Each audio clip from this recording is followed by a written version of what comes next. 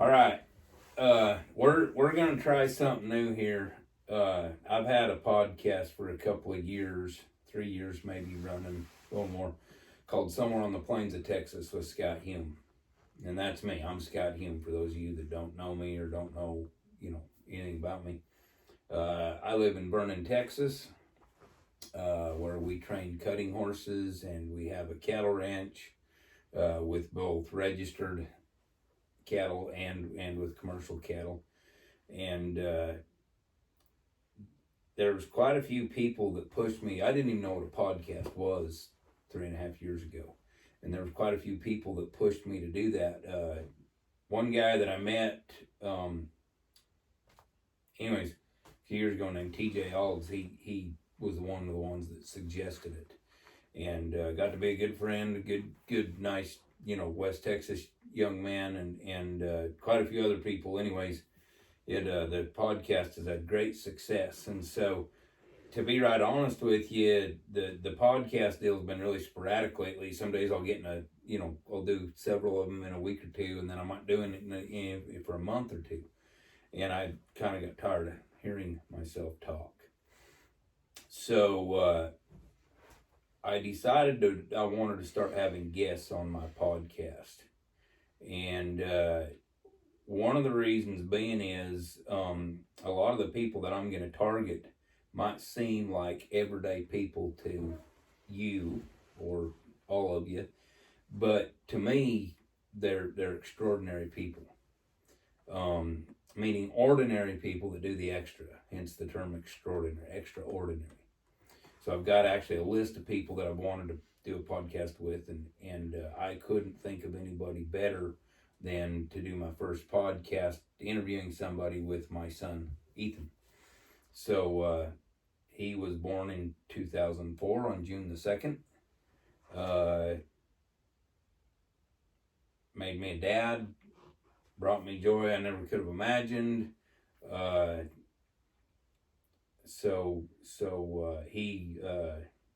He works with me every day training horses, and we got done working today, and so this is just kind of a test run, and it's something we want to do. So we're in my little workshop room where I also have another business where I build a lot of tack and bridles and hackamores, halters, and all sorts of things to train horses with. So I got my son Ethan with me, and he's going to be my first guest. So we're going to start in, Ethan. You're 20 years old.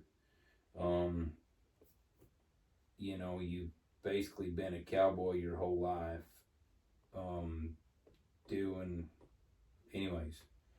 So start telling us, like, to me, I just want to know, like everybody has thoughts of being a fireman, or maybe a police officer, an accountant, a banker, a lawyer, a school teacher, astronaut. You're doing what you're doing now. I mean, tell me why, when, how, where. Start out from the beginning.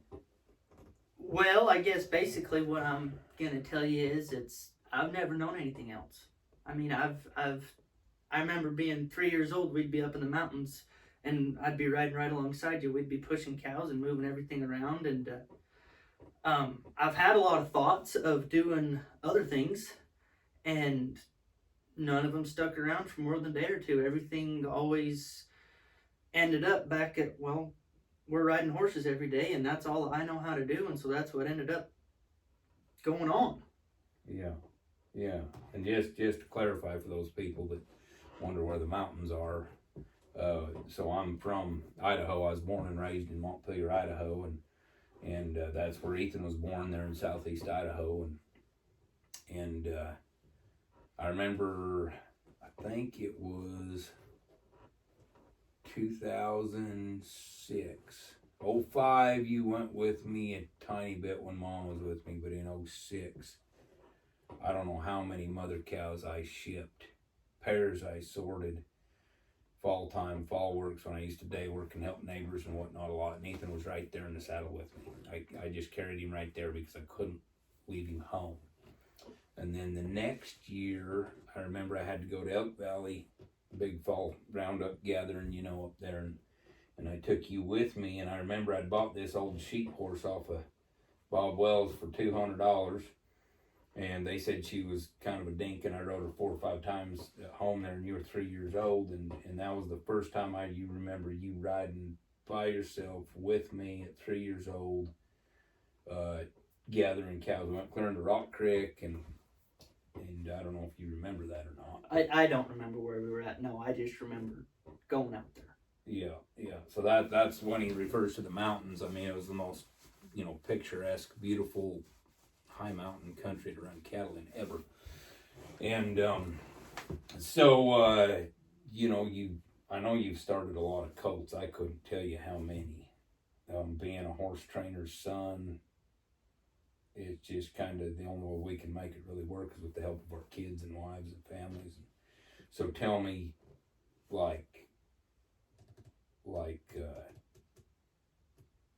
I don't know. Just tell me like what direction you're headed, why you're headed there, what trips your trigger. Like, you like rope horses more, or cutting horses more, or just ranching more?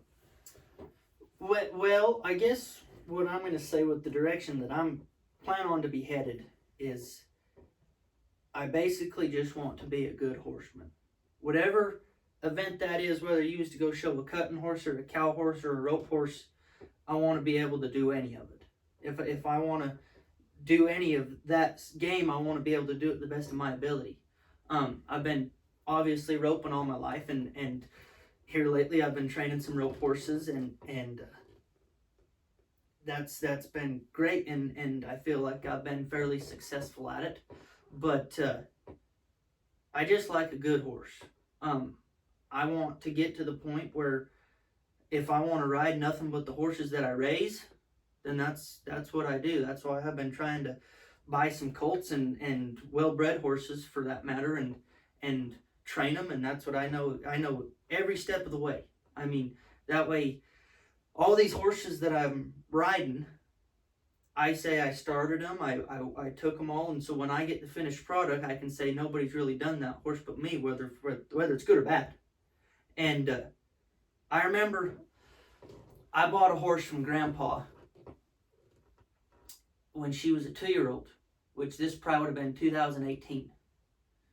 And she was by Peppy, our son of Peppy Sandbadger, and she was out of his Mr. Dual. One smart Peppy. Yep. One smart Peppy. And out of Mr. Dual Pet Mare. Yep. And we actually started it for her we started that mare for Grandpa before I bought her.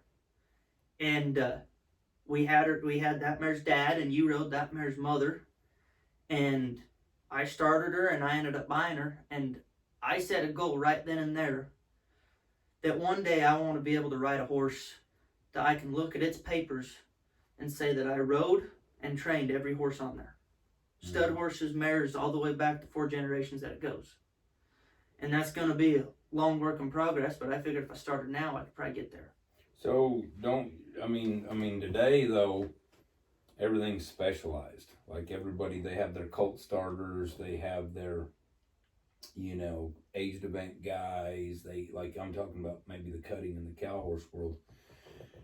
But not very many guys that I've seen could go win a cutting or win a roping or win a cow horse show all in the same day or in the same weekend or in the same year, even, for that matter. And I'm not talking about a low numbered, whatever. I think there's a handful of guys out there that are doggone sure capable of them. Boyd Rice, you've roped with Boyd a lot. We know him, good guy. Clayton Edsel is another one that I would put in that category. Nick Dowers, maybe. So these guys are the elites, because I know some cutters, and I'm not trying to be no kind of way, but I know some cutters, and they pack a rope on their using saddle, but I don't believe they could throw that rope down a well. But yet you wouldn't beat them in the cutting at all. And I know some ropers that are the best in the world, and they couldn't even probably get a score in the cutting pen. Doesn't that send a message to you that possibly it's difficult, or does that scare you? Well, yeah, obviously it's something that's not going to be easy. But the person that inspired that the most is actually you. Because I remember being young. Obviously, you grew up as a roper. You mean you didn't know nothing about cutting or cow horse or nothing. You just roped and you cowboyed, obviously. But ever since I was born, you were into the cow horse deal. And then about the time that I was old enough to really know what was going on, more or less, is when you kind of started shifting gears and started cutting all the while you're still roping. And you've been successful at all three of them. I mean, and I don't know, I mean, you could blame credit to any sort of aspect of your life that you could do that, and you're a very, very gifted horseman and one of very few that can do all three. But at the same time, it lets me know that it is attainable. So why not shoot for the big time? Why shoot for mediocrity at any level? So, yeah, I mean, I see what you're saying, but and I'm not trying to have a debate here. I'm just trying to help people. It just seems like to me that more and more people, they want the easy one. They want the easy trip, and then here you are, 20 years old, seeing not a great big road, but maybe a little tiny trail on the edge of a cliff that says this could be very difficult. Why would you pick the difficult path? Well, I guess the thing that I'm going to point there is obviously if there's a little trail, people have taken it. And so one thing part of the reason why I strive to do that is, number one, I mean, everybody that's taken the easy path in the easy way, the safe route, they've never gone down in the history books.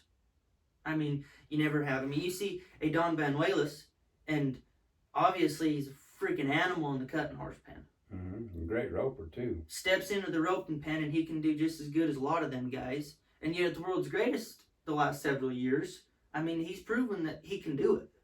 Mm-hmm. And every year he gets progressively better and better and better. But really, but that guy also is like the one in a trillion. Yes, you know? You're right. And some days I wonder if he's even a human. You're right. But one thing that I hate seeing things go to waste, whether that's a horse or a person or anything for that matter. So we nail down these select few that can really do about whatever. Do they inspire you? Yeah. Yeah. You know, Boyd or Clayton or Don. Yeah, I mean, Boyd's another one. I mean, I don't know of anybody in the world that's won as much as Boyd in the cow horse and the cutting combined. I mean, what's he at, $5-6 million? I have no idea. And plus, I mean, you put him in the roping pen and he's not going to look foolish. No, he looks great. And so, but the main reason why I want to do that is we've rode a passel horses, and we know that not all of them are going to cut. And not all of them are going to make cow horses, and not all of them are even going to make rope horses. But the way that I've kind of even changed this recently, and when I say recently, I mean in the last, 6-8 months, is try and make them a cutter. Because that seems to be the type of horses that I've been buying into. Cutting bred horses. And if they don't cut, let's say one has a little too much forward motion or whatsoever, maybe not quite enough cow. Well, hey, let's try and make them a cow horse then. And if they don't do that, they're going to get really, really broke in the process until you get to that point where they say they're not going to make it. Then you're going to have a rope horse that you can go do anything you want on, and they're bound to fit in one of the three categories. Mm-hmm. And even in today's world, a good horse is very, very few and far between. And even if they don't make that NFR quality horse, there's going to be some guy out there that's a number 4 that's going to look at this well-bred horse, whether it be a mare gelding or a stud, and they're going to say, that horse fits me, and I want to ride that horse. So you're thinking that whether you train it for somebody else or that you train it for yourself, ultimately what you're doing is knowing that eventually, no matter who owns them, they're probably going to get sold at one point in time. Well, not necessarily, but the chances are there, yeah. And it's a good backup plan. It's a good if this horse doesn't make. Well, I'm riding a mare right now. She's a smooth talking style mare. You bought her as a yearling. You trained her till April of her 3-year-old year, then you sold her because you said she wasn't going to be good enough to cut, and that's what you wanted her for. Well, I went and made her a rope horse, and I'd say she's doing pretty good at it. The guy that bought her sent her back to me. I mean, that might be as good a hill horse as I've rode since I've been old enough to know what a real good one is and be able to ride. I know that you've stuck me on a few when I was really young, but I wasn't old enough to know the difference. Mm-hmm. And my point is, in my philosophy, I guess, on that is, it gives less of a chance to have a reject. Right. If they don't go win the fraternity at the NCHA fraternity in December, and they say, hey, this horse isn't as good as we want, well, go make him a rope horse and go fraternity when they're 4 or 5 or 6. Mm-hmm. And instead of just going and being a trail horse or a pasture pet, or we say, oh, this horse isn't good enough, so we're going to go breed it because somebody somewhere is going to like its breeding and buy it for something, whether it's a ranch horse, rope horse, whatever. And this way, I mean, it gives you more routes, a little more security, so that no, is a rope horse worth as much as a good cutting horse? Probably not. But if you can go make a pretty average rope horse that'll fit the majority of people out there from a 4 to a 6, and you can sell them for $30,000, that's better than going downtown and running through your local sale barn and selling for $7,500. Yeah, but I guess so basically what you're saying is that by being an all-around horseman, and you want to train horses kind of follow in my footsteps, I guess, so to speak. Hopefully you do way better than me, but hopefully like you could keep your customers happy by saying, hey, you know, he's not going to make it as a cutter, but rather than just get rid of him, I'm going to rope on him for a while, and by being a good all-around cowboy, you can better serve the public.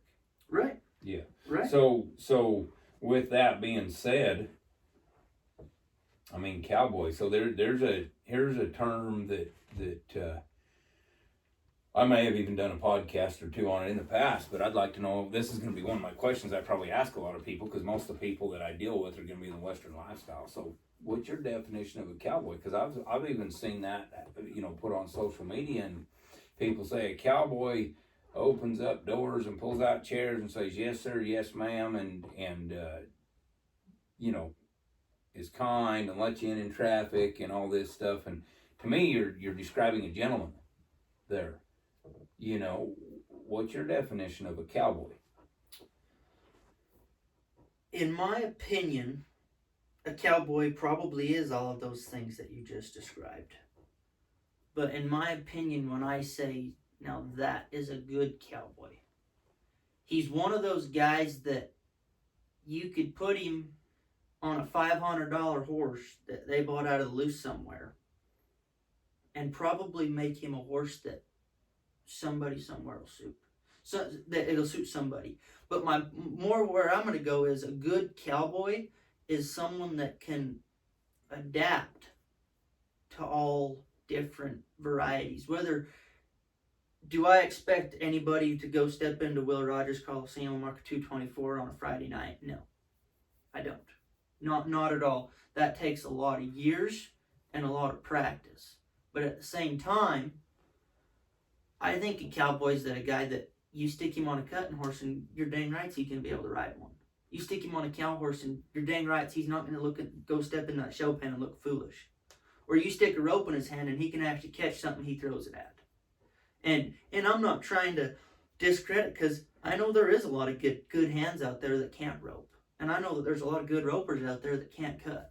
And I know there's a lot of good ranch cowboys out there that you shove 20 head of yearlings down their throat and down an alley, and they're going to be able to sort them steers from heifers. Okay, so let's go there then. How about the ranch cowboys? Because you and me both know some really, really good hands that have no desire to enter a jackpot team roping or a rodeo or a cutting. They have no desire to compete whatsoever. Because I always kind of thought that the true definition of a cowboy was somebody that literally handled cattle horseback for a living. So how do you feel about those ranch kind of guys? I mean, there's no wrong answers here. We're not trying to offend anybody, but how do you feel about them guys that are? I mean, would you classify them as cowboys? For sure, because here's the thing. You've worked the sale barns before. Yeah. Here's what I'm going to tell you. Is you take them really, really good ranch cowboys, ones that can rope and sort, and the ones that when the main boss calls up and says, I need to get in these yearlings in this pasture, this is probably going to be the first guy he calls. Every ranch basically has their totem pole of who's the best, and it goes on down from there. But my point is that all them good ranch cowboys, they might not go enter a team roping. They might not go enter a cutting. But I promise you, if you give them the opportunity to ride, go pick out a cutting horse and you say, here, go work this horse, and we're going to work these horses every day for a month, they'll probably be able to step into that herd and go be able to not look foolish. They're going to go out there and they're probably going to get a score because they've handled cattle enough. They've rode enough horses that they know how to ride. They know how to sort cattle and cut one, and they know all of that. And at the same time, it's probably not going to be that long if you say, hey, let's go rope a pen of steers. We're going to go rope 20 head of steers every night for a month. They're probably going to be able to go enter a team roping in a month and say, hey, they're not going to look foolish. They're probably going to go have some success. Because all that is, in my opinion, is your ranch cowboys, they do it to get the job done. They don't do it to get a score. They don't do it to see who can do it the fastest. They do it so they can get the job done. Mm-hmm. And at that point, all you got to do is, in the show pen, hey, let's maybe make these cuts a little prettier. Let's maybe add a little more finesse to this. And in the roping pen, all you got to do is say, well, there's a barrier and the steer's going to go left. That's all there is. So, okay, so we've kind of covered that part of it. So as far as ranching goes, I run some cattle and you've been kind of building up, running along with me and Mom.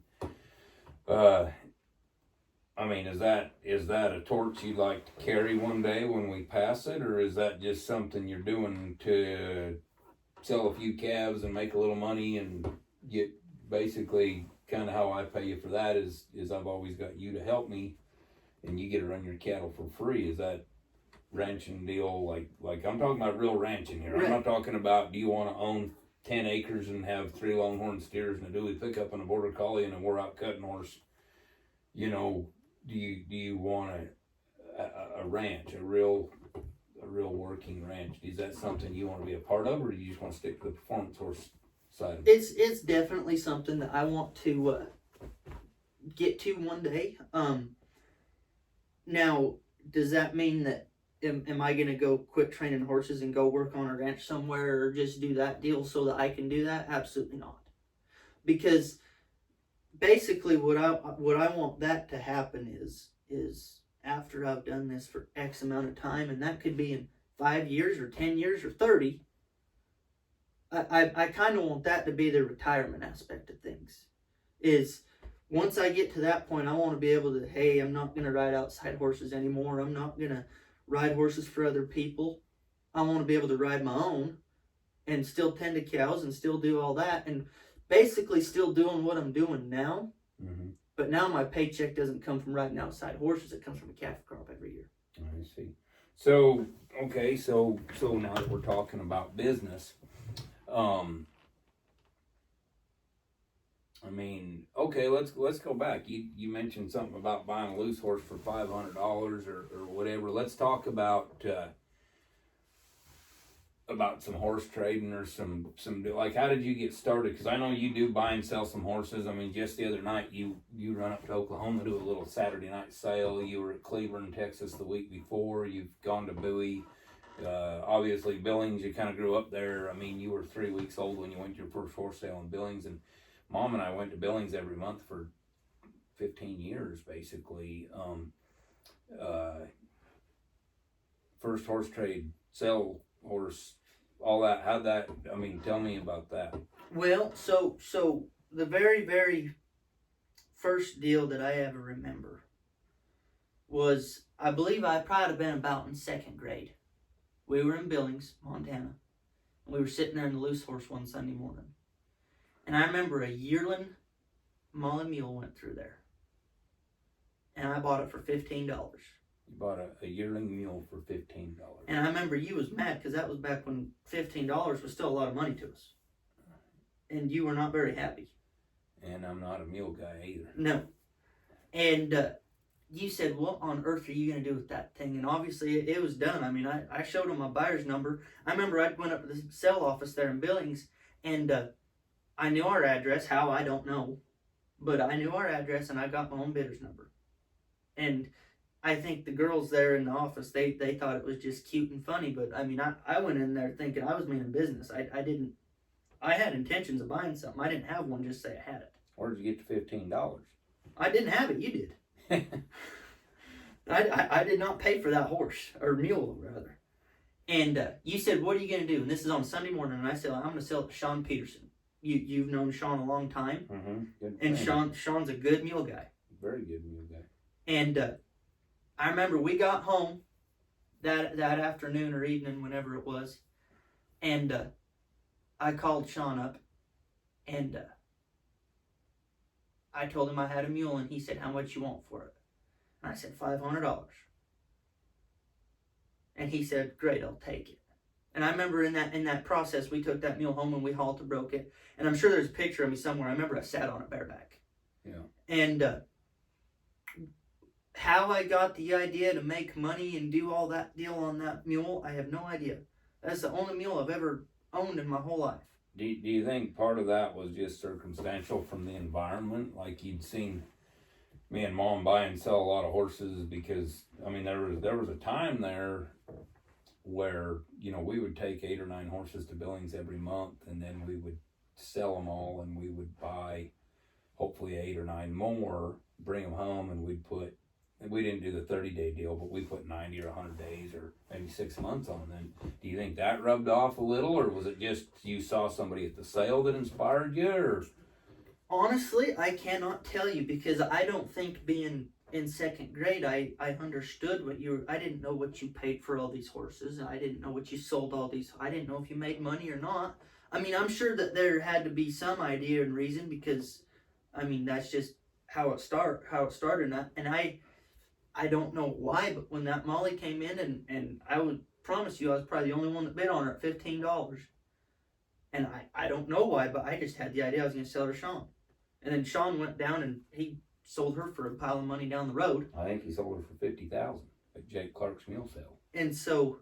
And after that, I guess the next trading horse I remember was you were on the classifieds, and in Soda Springs you found 2. I don't remember if they were 2 or 3 year old Gildens. One was a bay and one was a paint, and they wanted $25 a piece. No papers, obviously. I think they were fillies, actually. Oh, fillies, okay. Yeah, I thought that was Gildens, but okay. Well, I remember with that $500, we went and opened up a bank account, and I remember that I had a piggy bank full of coins. Mm-hmm. And I remember when you told us about that, you told me and Peyton about it, and you said, you two ought to buy them and start them and sell them. Well, I remember I run to my room as fast as I could and dumped out my piggy bank and started counting out coins and quarters. I started counting out. Well, I remember I got mad because so I had the $25. I had $25, but I remember I got mad because I knew I had the 50 and I wanted to buy both of them. And I remember I got to about $35, $36 in quarters. I'm counting out 4 at a time, you know. And I remember Peyton went out and he said, here's my $25. I remember I was so mad at him because I wanted to buy both of them. Well, we went and got those, and I remember we started them, and to what I remember, that was the first horse I ever started. I got the bay, and I remember we took into Billings after about probably 2 months or a month or something right there, and he brought $250. And I thought I skinned a cat. 10 times your money. Yes, I thought I skinned the bear. And after that, I honestly don't know what I did with the rest of that money. I'm sure I blew it on something, but I don't know what I did with that $250 or the rest of the $500. I don't know. I remember I bought a stereo at a yard sale for $5, and that's the only thing I remember purchasing with it. But after that, I remember we went, when we lived in Graham, so this would have been 2018, probably January. I found a bay 4-year-old gelding in Muleshoe, Texas, at a feed yard, and they wanted $1,500 for him. He was out of registered stock, but never got the papers. And I hated school there. I'd come home, and that was my release. Was I'd go ride horses. I'd rope the dummy, all that. Well, you bought that gelding for me to make a head horse out of him, and I remember I rode that horse every day till May, basically. And we ended up selling him for $5,000. And you gave me the $3,500 profit, and you took your initial investment of $1,500, and you kept it. And to this day, everything that I've got came from that $3,500. When I was in 8th grade, I was 13 years old. So you kept reinvesting. I kept reinvesting. With that money, I went over. We was back in Idaho now, and I remember I went and I found a 8-year-old Palomino mare on the classifieds, and they wanted $1,500 for her, or 18, something like that. And I guess they'd goat tied on her and used her for high school rodeos. Well, I went and I tried that mare. Mom took me over there, and we tried her, and I offered her $1,200, and she took it. And this mare was pretty, but didn't have no papers or nothing. And this mare was fried. I mean, this mare would stick her head up in the air and would run off.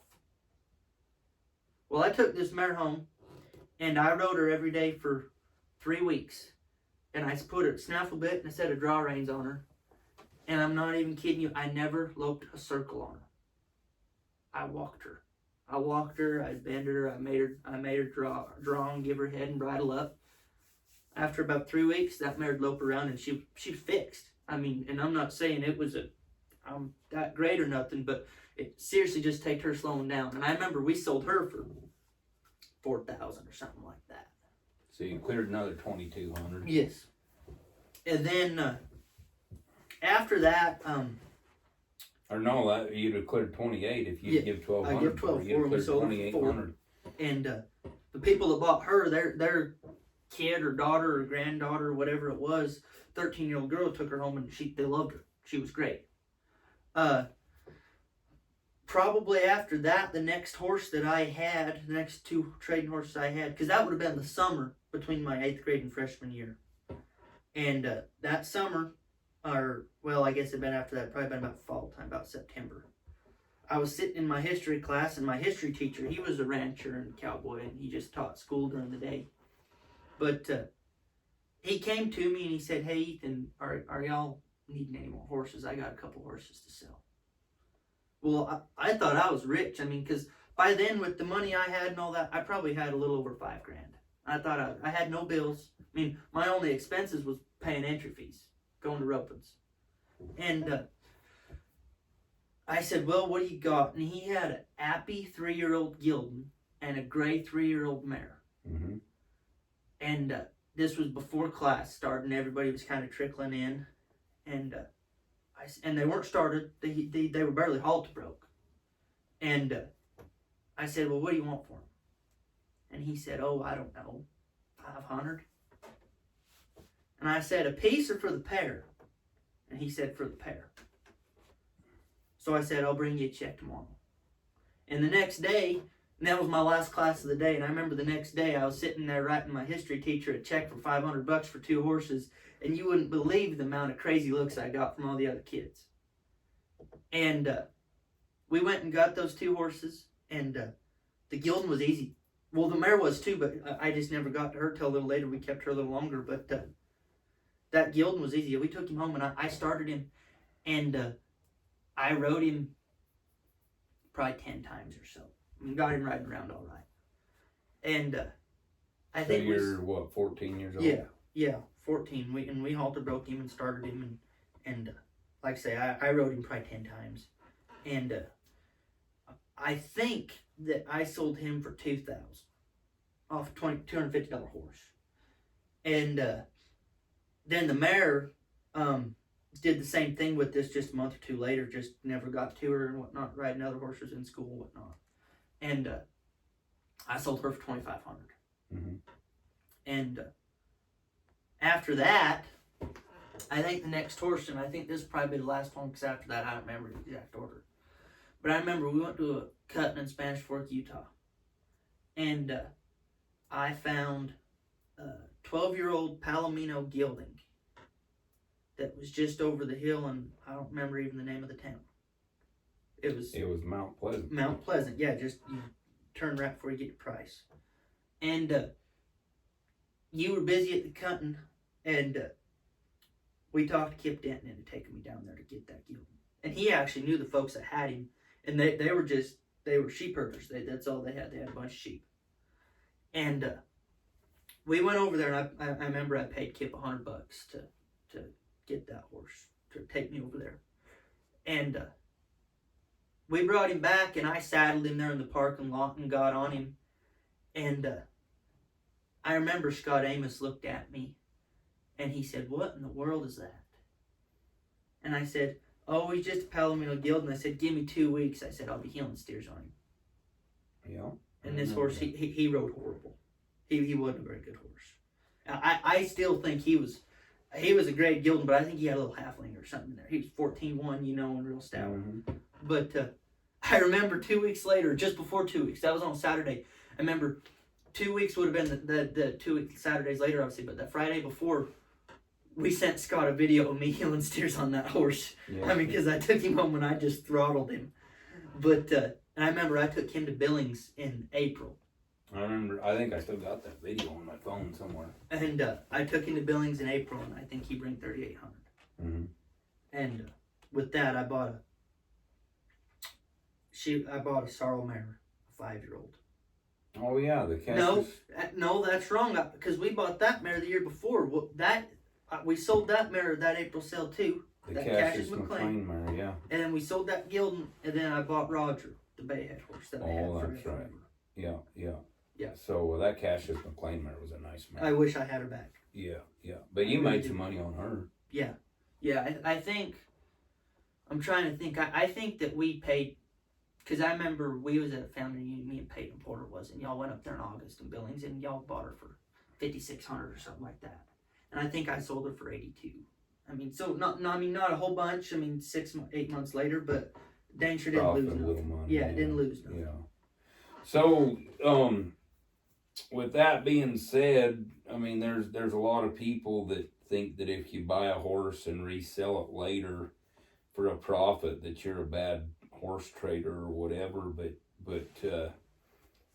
I don't feel that way, because I believe that, sounds to me like all these horses that you and a mule that you did this with, you changed the class of animal. Right. You halter broke them, you broke them to ride, you did things. So to me, that's not really horse trading. That's working for your living. Right.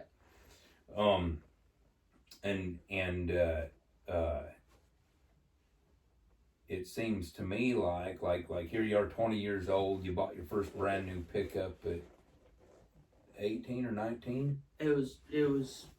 Well, I was just turned 19, basically. So you bought a brand new pickup truck with no miles on it from the Dodge Ram dually pickup. You bought a brand new trailer the year before, correct? Yes. And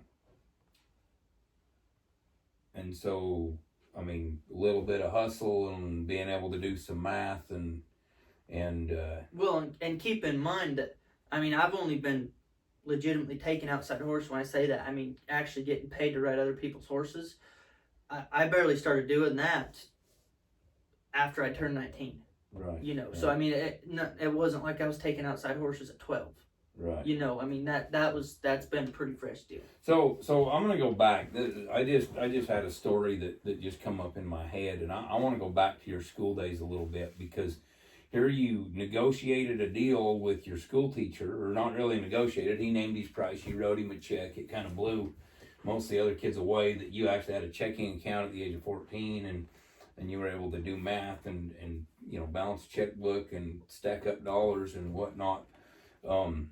Power of negotiation, which there's been in my lifetime and what I've seen and people I've known, there's been So many big business deals, great things led to great things simply over a cup of coffee and just negotiating or bullshitting. So you were supposed to do a book report and read a book.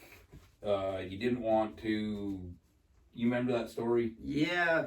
Tell us about that, because how old were you? What book was it?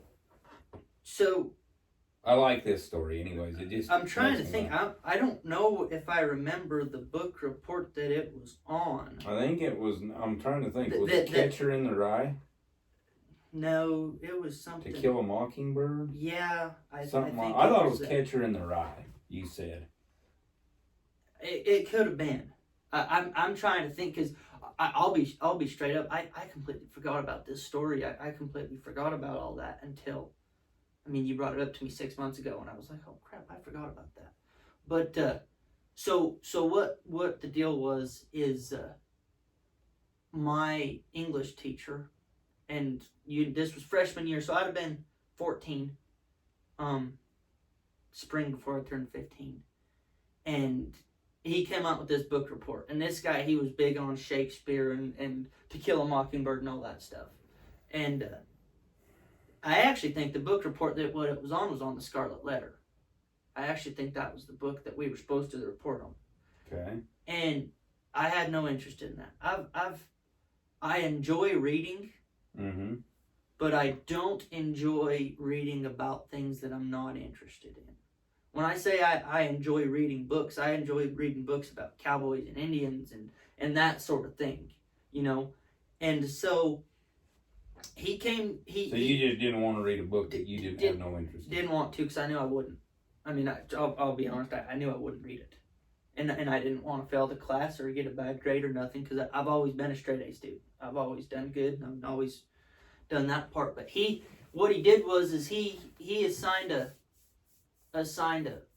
10-page book report on The Scarlet Letter, I believe is what the book, and I could be wrong on the book, but and I told him, I remember I went up to him after class, and this was again the last class of the day. This was in the spring semester, and I said, I don't want to read that book.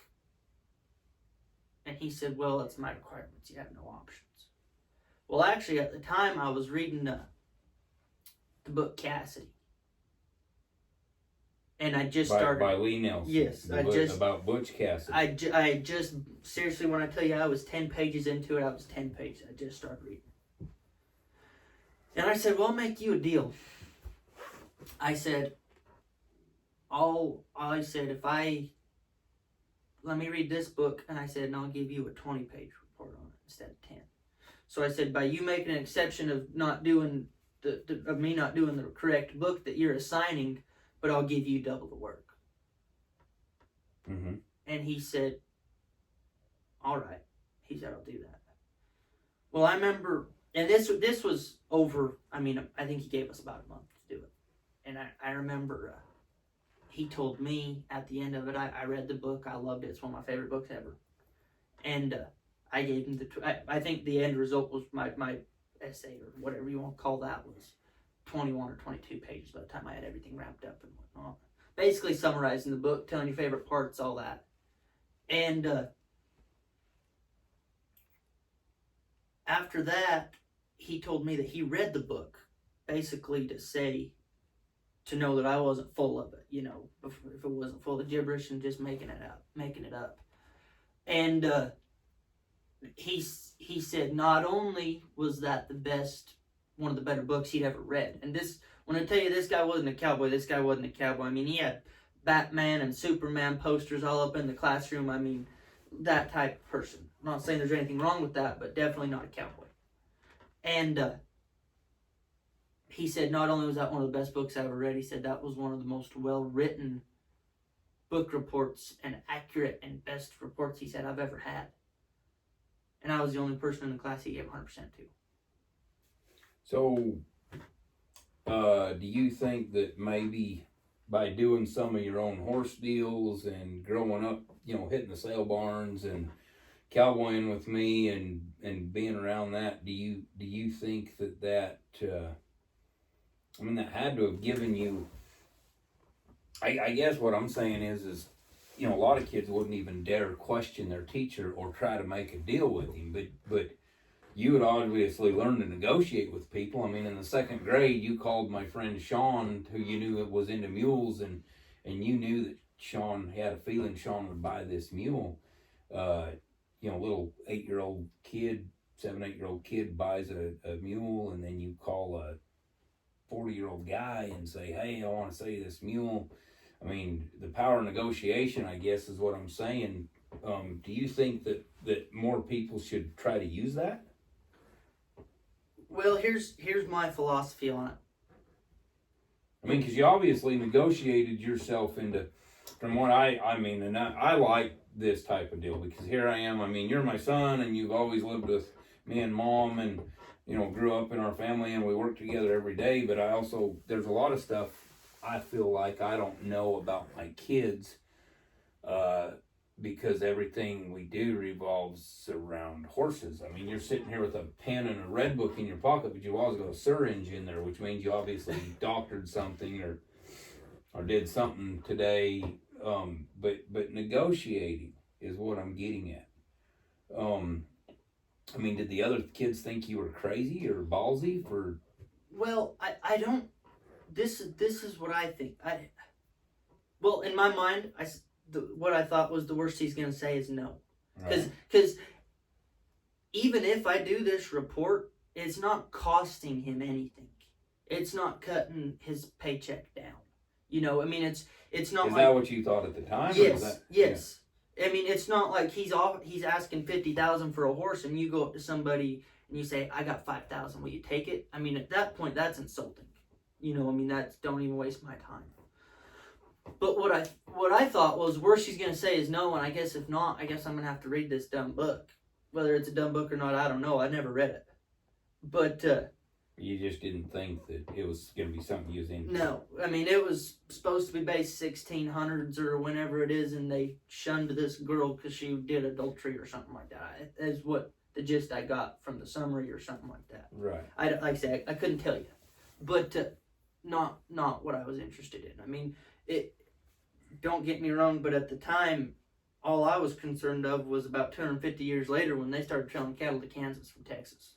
I mean that was, in my opinion, the timeline that I was interested in, and so I figured, well, worst he's gonna say is no, and I guess maybe it's hard for me to have the audacity to do it, but at the same time, I felt like I didn't have anything to lose either, you know. Right. So why not throw it out there, you know? Right. Like basically, the worst they can say is no, and if yeah. So basically, I think today, this is just me looking in on it, and I know I'm supposed to be interviewing you because I'm and having you tell more of your story, because I kind of don't like it when people podcast. They invite somebody to their show and then somebody sits there and they do all the chat. Right. But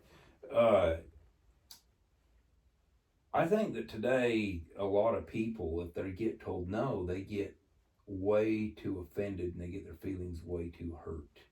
Would you agree with that? Yeah.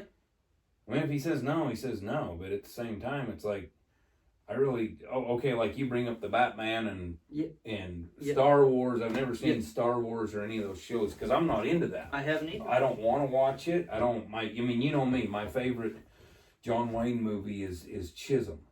You know, I like all the John Wayne movies that I watch. I guess if there's some I don't like, I don't watch them. But I seem to like all that I watch. Mm. I know John Wayne has some other movies that are not, you know, The Quiet Man, crap like that aren't cowboy movies. But I'm into cowboy stuff, so I watch it. So, you basically okay. So I guess where I'm really going with this is the way I grew up differently. I grew up basically being told if you don't want to wear a suit and tie and go to an office and, you know, pay attention to the big business sector of the world, that you're not going to make it. You can't do it doing this. And I hope that I taught my kids that find something you want to do and chase your dreams. Like I always tell people, you need to reconnect with your 10-year-old self, that pure child that didn't reach puberty yet, that wasn't tainted by what other people thought. He didn't care if a girl saw that he had a booger hanging out, or because he was just wanting to be a football player, or a cowboy, or a whatever. So basically, you knew what you wanted to do, and you decided that, hey, I'm not going to get anything out of this book report. I'm not even going to read the damn book. And why don't I, if I'm going to spend my time doing something, why don't I spend my time doing what I love, or reading about what I love? Right. That was your theory. More or less, yeah. More or less. Because the way I thought of it was, I was like, well, like I said, it's not costing him nothing. I mean, right. He did end up reading the book, and obviously I didn't tell him to. But the way I figured it was, if I felt like that I would, I guess this is what I'll put. I grew up thinking that the no child left behind type deal is the stupidest thing in the world. The reason why is because, I mean, I remember I was a little more fortunate, I guess, because but like I said, I feel like I was always pretty smart with class and schoolwork and all that. Because I remember in second grade, they actually moved me up into a second and third grade split. They taught second and third grades in the same class. And then it happened again in third and fourth grade. Mm-hmm. When I was in third grade, they put me in a third and fourth split. And I know I've told some people that, and they said, oh, well, they just put the dumb third graders and the smart second graders in the same class. And actually, that was not the case. They put kind of the smartest of the smart of both grades in one class, because they taught one kid one thing and another kid another thing. Mm-hmm. But my point is I didn't feel like me doing that, I was going to benefit. I didn't. And I guess more or less what I was thinking was, if this teacher's going to restrict me by saying you have to read this book and you have to write these 10 pages, well, I compromised because I told him I'd write double. I mean, that was more time out of my life. So basically what you're saying is, I feel like my teacher did me good justice by kind of more or less letting me do what I want. Mm-hmm. But yet at the same time, I offered and he demanded more out of me because of it. And I felt like I gained more from the report and the assignment. Right. So what I take out of that, being the way I am, is sometimes to do what you want to do, you're going to have to work a little harder. Right. You know, I mean, there's an old saying, you know, that everybody that's self-employed doing what they want to do and chasing their dream, they're going to work 100 hours a week so they don't have to work for themselves, so they don't have to work 40 hours a week for somebody else. Right. And so maybe that, you didn't realize it, but that was kind of what was going on. Well, yeah, I mean, and maybe, I don't know how big that Scarlet Letter Booker was, but I know I've read the book Cassidy like 20 times, and it's big old thick it's book. 500 some pages. Yeah, but it's a wonderful book. Right. For a guy like me, anyways. And I think Lee Nelson, I've read a lot of his books, and he could very possibly be my favorite author, for sure. Just because I could relate to it. You know, I read Wakara about the Indian Chief, was a great book. Porter Rockwell was a great book. I was really into that. He had a book of short stories. I can't remember what it's called. And then he had another really cool book about a bull rider named the Wasatch Savage that I really enjoyed. Anyway, so I just thought it was an interesting story, and I wanted everybody to kind of get that. So if there's children or whatever, and I realize we all got to do stuff that we don't want to do. I get that. But at the same time, I think that the idea, that every kid has to do the same thing, we won't have any diversity, and that's the idea of America. Well, to buy or sell, to come or go, to be drunk or sober, to be successful or unsuccessful, to live under a bridge. That's your choice. I mean, part of the reason I remember, I remember he took 15 minutes basically, because if I remember correctly, he actually read us the first chapter, kind of this is what it's going to be about. So kind of more or less preparing us, kind of setting the story type deal. I remember I didn't listen to a word he was saying because I was thinking, how in the world can I get out of this? Right. And basically how I got maybe the nerve or the idea to go set him with that proposal or proposal, I should say, was I said, if this is going to take me, say, 10 hours to do this, I don't want to do this. This is not something I enjoy reading about. It's not something I want to do. But at the same time, I could go do this other deal, this other proposition that I had for him of read this other book and give him a report that's twice as long, and it might take 20 hours. Mm-hmm. But I'd rather spend 20 hours doing what I like and reading about what I like rather than 10 hours of reading and writing about something I don't like, and then I get another 10 hours of doing whatever, you know. So in the same amount of time, I get double amount, more or less maybe the freedom or the satisfaction to do what I want rather than 10 hours of going ahead and just doing what he says. Which I guess is kind of like you're training horses for other people and selling horses for other people is, I mean, a lot of people just like to ride anyways. Right.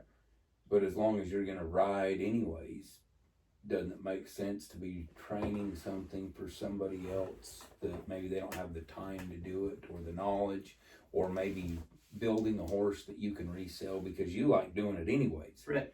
And so, you know, yeah, it might be. I mean, when you break it all down, just like that bay horse I bought, it come out of Muleshoe or Clovis or wherever he come from. He was from New Mexico, I think. Right. But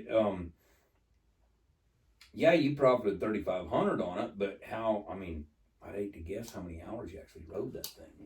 Well, all I know is this, is that when we got that horse, I think he'd been ridden 10 times. Mm-hmm.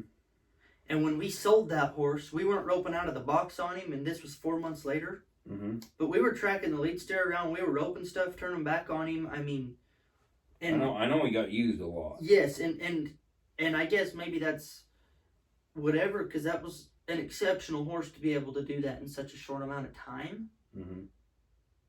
But at the same time, maybe it also let people realize that how long I really did ride that horse and how much I rode that horse. Right. Because it wasn't, I remember one time, for But it example. beat, like, in your opinion, it beat, not that there's any shame in it either, but it maybe beat having a paper route. Oh, yeah. And Rather ride a horse around and try to train it to be a rope horse right. than get on a bicycle and pedal around town chucking newspapers on people's yards. Right. Because Yeah. I remember, Not that there's anything wrong with no, that. It just, no, just and not so for me. that's where, like, some people,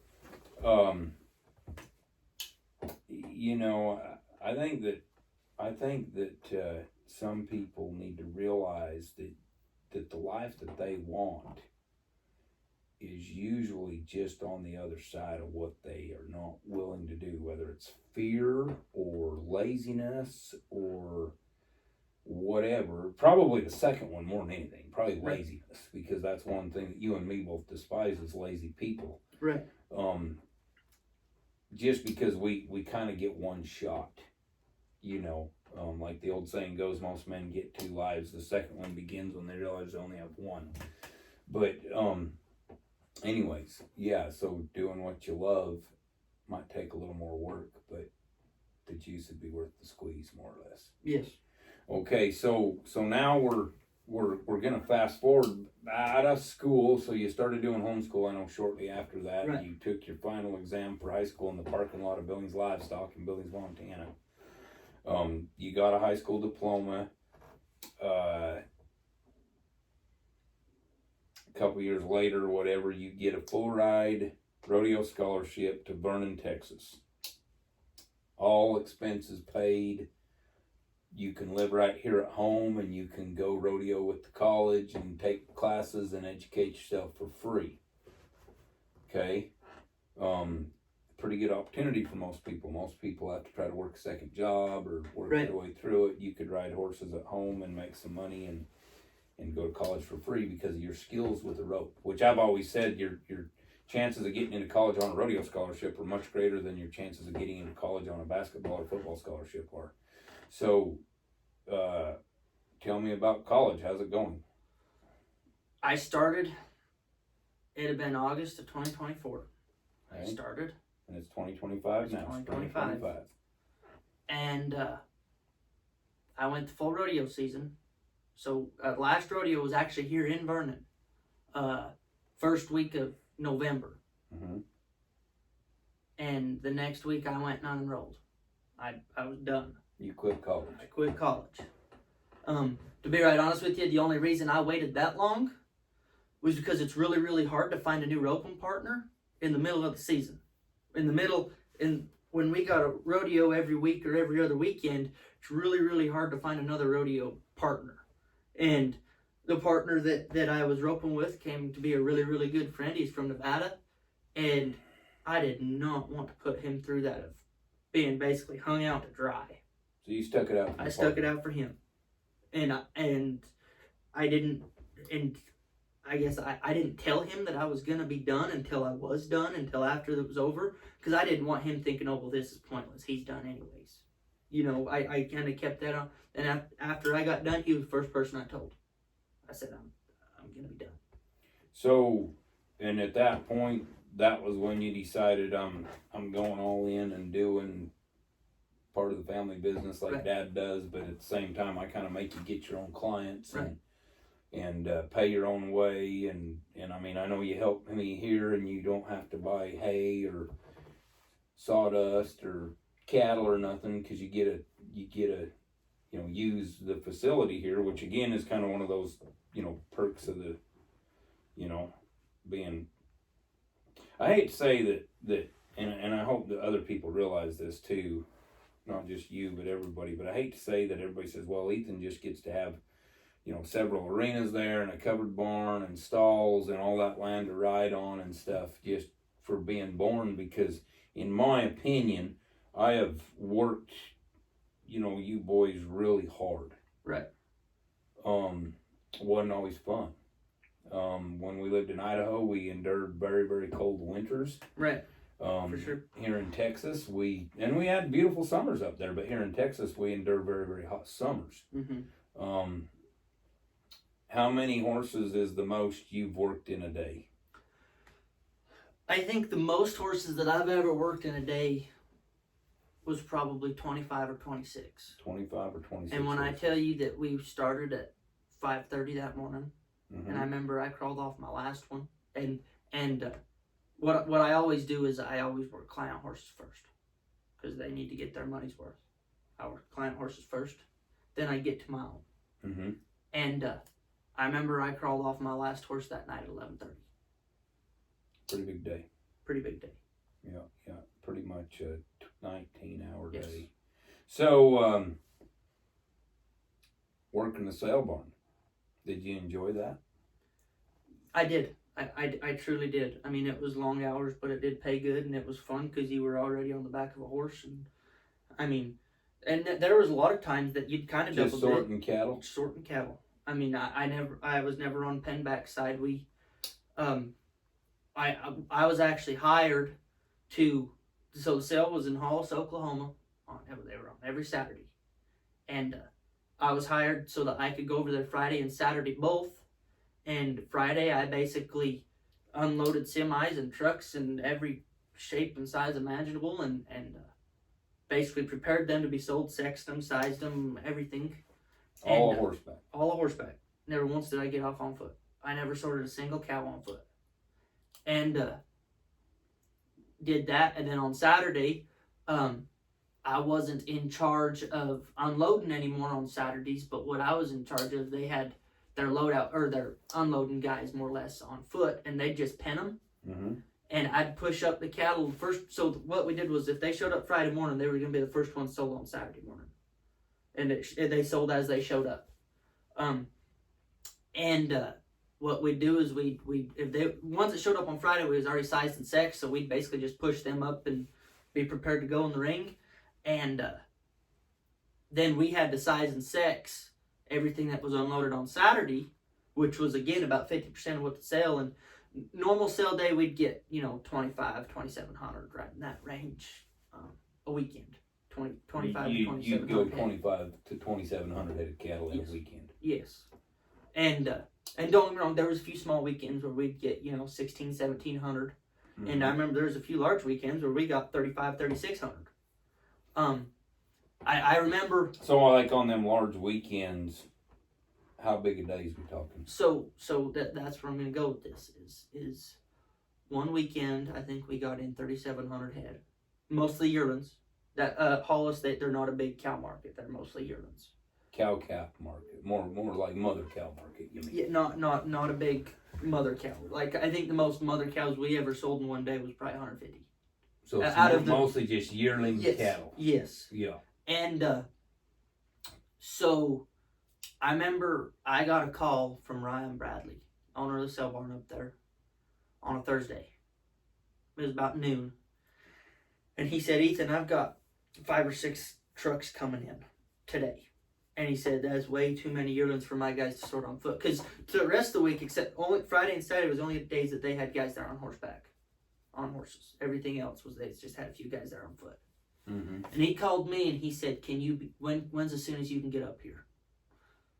Well, I took it as, hey, I might score a little points with the boss, yet at the same time get a little farther ahead. I said, give me an hour and 20 minutes. Meanwhile, this sale barn's an hour away. I mean, it's 60 miles. And I said, give me 20 minutes to get horses loaded up and I'll be there. And then I'll be there in another hour. He said, perfect. I showed up with a trailer load of horses. We started about 1 o'clock. How many's in the trailer load of yours?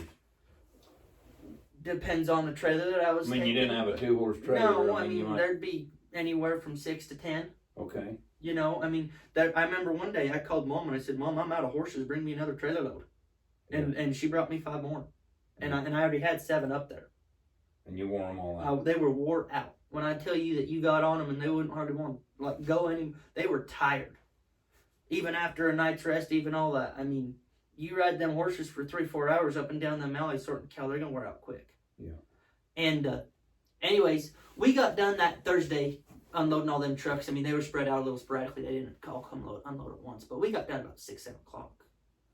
Started again the next morning at 8, and we didn't get done till about 2 o'clock the next morning. Well, we go to Ryan and we said, Ryan, what time we need to be here in the morning? And he said, we're gonna start selling at 6 a.m. We're gonna start selling cattle. He said, so I need to have y'all on horses at 5 o'clock. So you'd already been in a saddle on Friday for 18 hours. We just got told that we get 3 hours of basically sleep before we got to be back on horses penning cattle up. Okay. And every single one of us said yes, sir. And we literally spread our bedrolls out in the parking lot of that sale barn right there and slept for 3 hours. And come 5 o'clock, we were on our horses again. Uh-huh. And that particular day, I don't remember what time they got done selling cattle exactly, but I remember because after we get done pushing all the cattle up being sold, it was part of my job to help load semis after. I remember I saddled my first horse that morning at about 4:45, and I unsaddled my horse the next morning at about 3:45. 23 hours. 23 hours later. In a saddle. In a saddle. But you had a big lunch break? No. No lunch Didn't break. have one. I mean, it was kind of the sort of deal that if you got hungry, you run in there and you grabbed a hamburger and you ate it while you was trotting down the alley. Yeah. And actually that... No 15-minute break room deals, no recess. That wasn't... Here's the thing is he actually gave us 30 minutes. If we wanted to take a 30 minutes lunch break, he said, you can take that, whatever. And... But the thing was, we were so backed up, and there was me and only one other guy, and on our side of the sale barn, there were 6 of us. There was only me and one other guy that didn't take a break. So do you think that, did you view the boss, this Ryan, as a slave driver or a bad guy? No. Pretty good guy. He's a great guy. Paid you on time, and He cut you a check right there, and if you weren't ready, he'd mail it to you, and you'd have it 2 days later. yeah, pretty good. And But you rode for the brand. the way I looked at it was, I said, if I ever want to be in this business, I want this guy to know. Sale barn owner, Mm-hmm. I don't even know how many semis and bull wagons he's got, but he had his own line of them too. And I figured if there's anybody that get a good connection with, this is a good guy to start with, because I want this guy to know that if I say I'm going to do something, I'm going to do it. Right. And so if I ever decided I wanted to have a grow yard and said, hey, Ryan, if you know anybody, he can put his name out there for me, knowing that I'll do a good job. Because he knows you won't quit or Yes. slow down. Or He knows that I'll do a good job. Yeah. And I think that goes a long ways to shake somebody's hand and say, I'm going to do the best I can. Right. You know, and I think that it would shock people to death at what their best really was. So,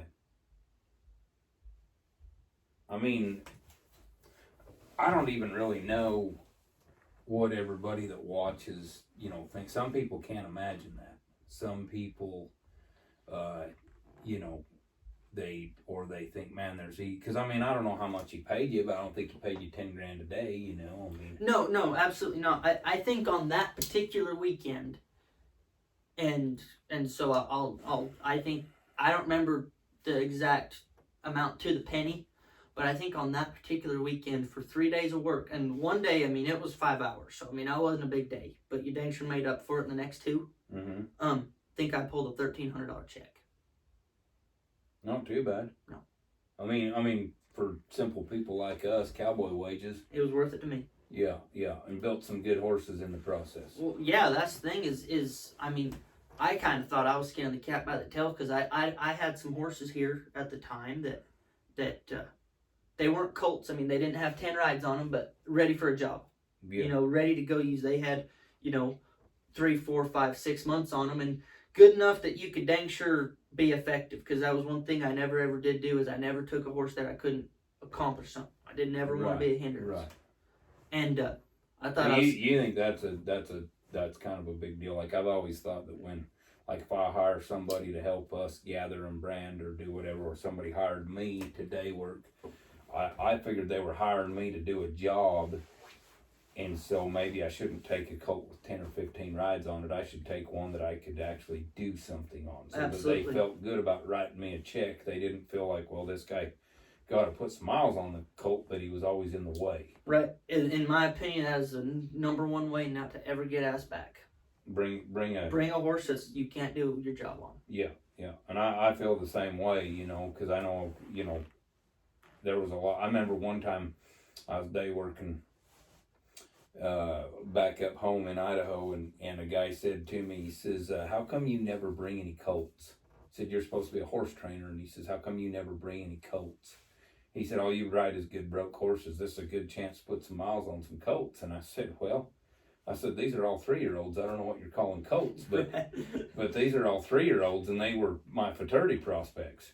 And I was branding calves on them and sorting cattle on them, and he about croaked. He couldn't believe. I mean, and you could probably obviously look and see that they're young horses, but right.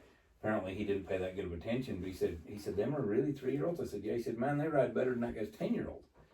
I said, well, yeah, but and that's just always, so maybe that rubbed off or whatever, or maybe I taught you that, or maybe you just picked up on it. Well, when somebody hires you to do a job, it's okay to put some miles on a horse, but you kind of got to pick your battles and figure out the best way to make that guy feel good about writing you a check. And the last thing, well, part of the reason why, for example, I never took a lunch break. Okay? I when I tell you I didn't eat a hamburger, I didn't eat a granola bar. Only thing I drank that day was water. And when I tell you that I basically was staying out of trot all day long unless I was sorting, that was the truth. And the way I viewed it is I don't ever want to get in the position that I need this job. And he fired me because I took a 30-minute lunch break, because then the sales stopped because we didn't have cattle pushed up. Right. So you figured I might need that down the road. Maybe being enslaved to your stomach could cost you a lot. Yep. And I mean, obviously you're going to survive. So, you know. On that particular sale day, I figured tomorrow was Sunday and I'll eat then. Yeah. When I think that's pretty difficult anymore to find, is people that can discipline themselves enough to go that extra mile, and then knowing that if times ever got tough or you didn't have that many outside horses to ride, you could call that guy back and have a job tomorrow. I'm not even kidding you. He sends me a text about once a month that says, if you ever want to come back, he said, I've got a spot for you, and if I don't, I'll make one for you. Yeah. I mean, yeah. He told me, I went up and dropped a load of steers off up there. Yeah. And I run into him when I was unloading them. Some of our steers. Yep. And he said, he literally, I mean, basically next to getting on his hands and knees, he begged me. He said, I need you bad. And I felt like being there, I couldn't quite accomplish what I wanted to. I mean, because it was on Friday and Saturday, and if you want to go show a horse or go to a roping, they're all on Friday and Saturdays. Right. I mean, that to be right honest with you, that was the main reason why I had to say, hey, I'm going to be done for a while. Yeah. It wasn't that I was tired of the work. I was not tired of the paycheck. I thought I got paid accordingly. Did you like the work? I did. Yeah. I enjoyed it. Yeah. I mean, don't get me wrong. There was days that, I mean, well, when we started, I think I started in August, about time of year, and I mean it's 105 degrees outside, and he'd turn on the sprinklers to wet the alley down, you know, and you'd literally be driving by or riding by, and you'd stick your face in front of that sprinkler just to try to cool off, and then 5 minutes later you'd hit a dusty spot and your face would be covered in mud. Yeah. So I guess basically, I mean, riding for the brand, not leaving a job on bad terms. You don't just quit answering the phone. You don't just sky up and not show up because you couldn't, you know, like you get done at 2 a.m. and then you say, man, I gotta go home. I gotta have a shower. I can't do this. He said, I need you guys a horse back at 5 o'clock. And you said, yes, sir. To me, it's just hard to find anymore. And you know our deal, like we've had a lot of people come and go working for us, and we've even had, you know, through the grapevine gets around where I'm a hard guy to work for, and I tell everybody that works for me, you know, I'll guarantee doggone to you, y'all are gonna go home and we're still gonna be working. Right. We start before them, we quit after them. One of our main deals is we just always need a stall cleaner and somebody to kind of help out, you know, with odds and ends so we can stay a horseback and keep making money. And I've never thought that I was that hard to work for, because I've never asked anybody to do something I wasn't willing to do myself. Just do what you're told. Yeah. It's that simple. And that's one thing that I've noticed, and don't get me wrong, I haven't been around like as much as some people and worked for this trainer or that trainer or gone from ranch to ranch. I've never done any of that. But one thing that I've noticed is that if you try, if you don't do everything perfect, but you do it to the best of your ability and you try, the boss man will probably not be disappointed. For sure. Yeah.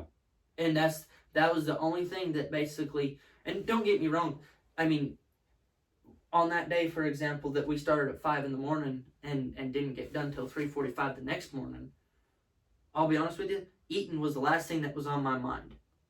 Because every time, I mean, we'd push one group of steers up, and then all of a sudden another one we'd go get another one, and we'd size it or sex it, however, whatever needed to happen, you know. I mean, we was working.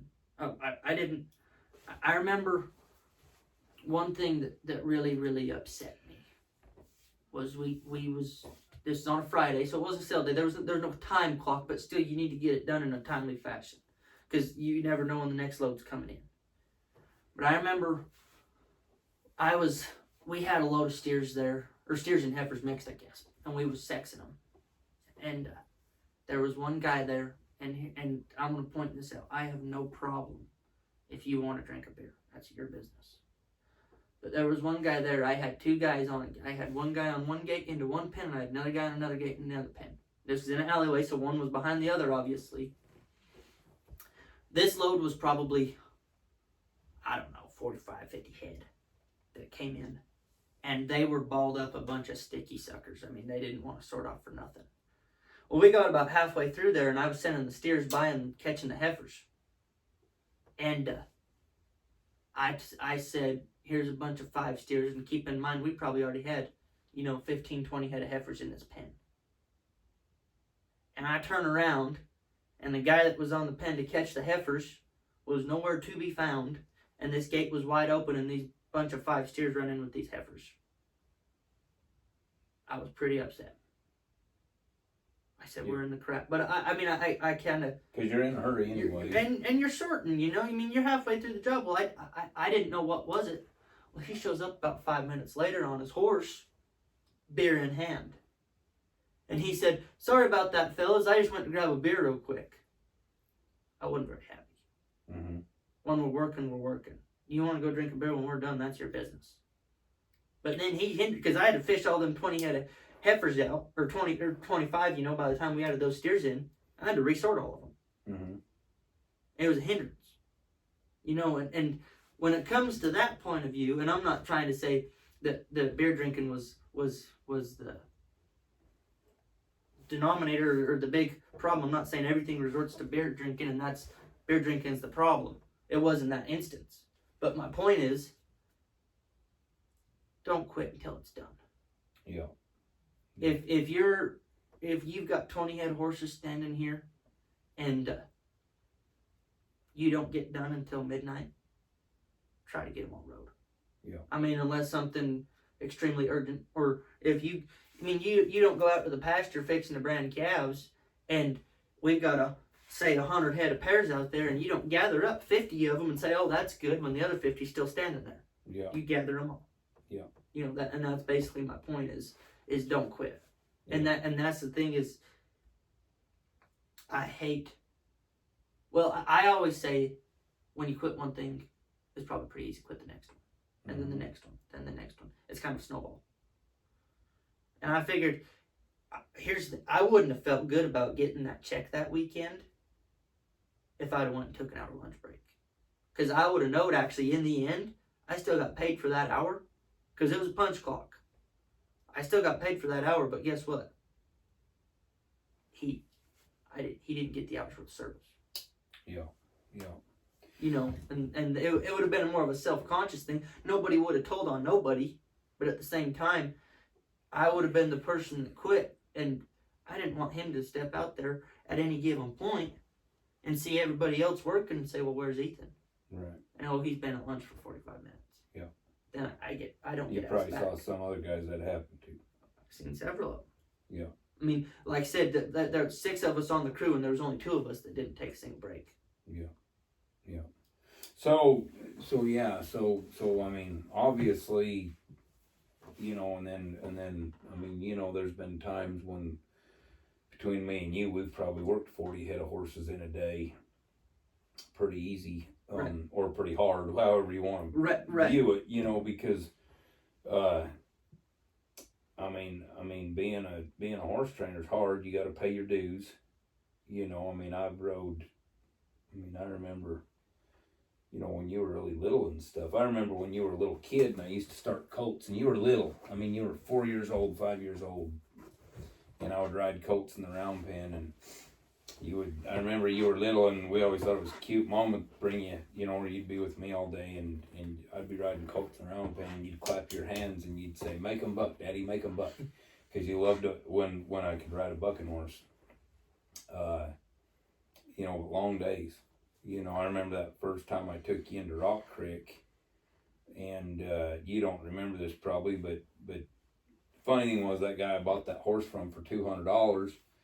I took her home and messed around with her, and she was actually a pretty good broke horse. She just kind of got spoiled, but I didn't have nothing else for you to ride, so that's what you rode. He actually asked me if I would sell that horse. He said the ranch I work for could use some good broke horses, and I said, you don't recognize that horse? And he said, no. And this was just a handful of weeks later. And I said, that's that mare I bought from you the other day. And he couldn't believe it. He said, no way. And I said, yeah. And he couldn't believe it. Well, that particular day, we gathered out of Rock Creek into Elk Valley, trailed them over into Ephraim Valley, and then me and you and Chad, we rode back to Elk Valley. Everybody else stayed there and waited for a pickup to come pick them up. But we turned around and rode back to Elk Valley, which was, I don't even know how many miles, maybe 8 miles. I remember that day you started to complain a little bit. Dad, how long is it going to be? Dad, I'm tired, da. But sometimes I wonder if just, they say you grow up quick when you grow up poor, and we really didn't have a lot of money. There was a lot of times I would ride, I'd make $70, $80 a day, sometimes $50 a day. Right. I was trying to feed a family on it, and back then Mom worked too, so, I was the babysitter and the breadwinner, because Mom couldn't take you to work, and we both worked hard. So I just had to take you with me, and I'm kind of wondering if maybe that helps set you up for those kind of long days there. Very well could have. Like I said, I don't remember that, but yeah.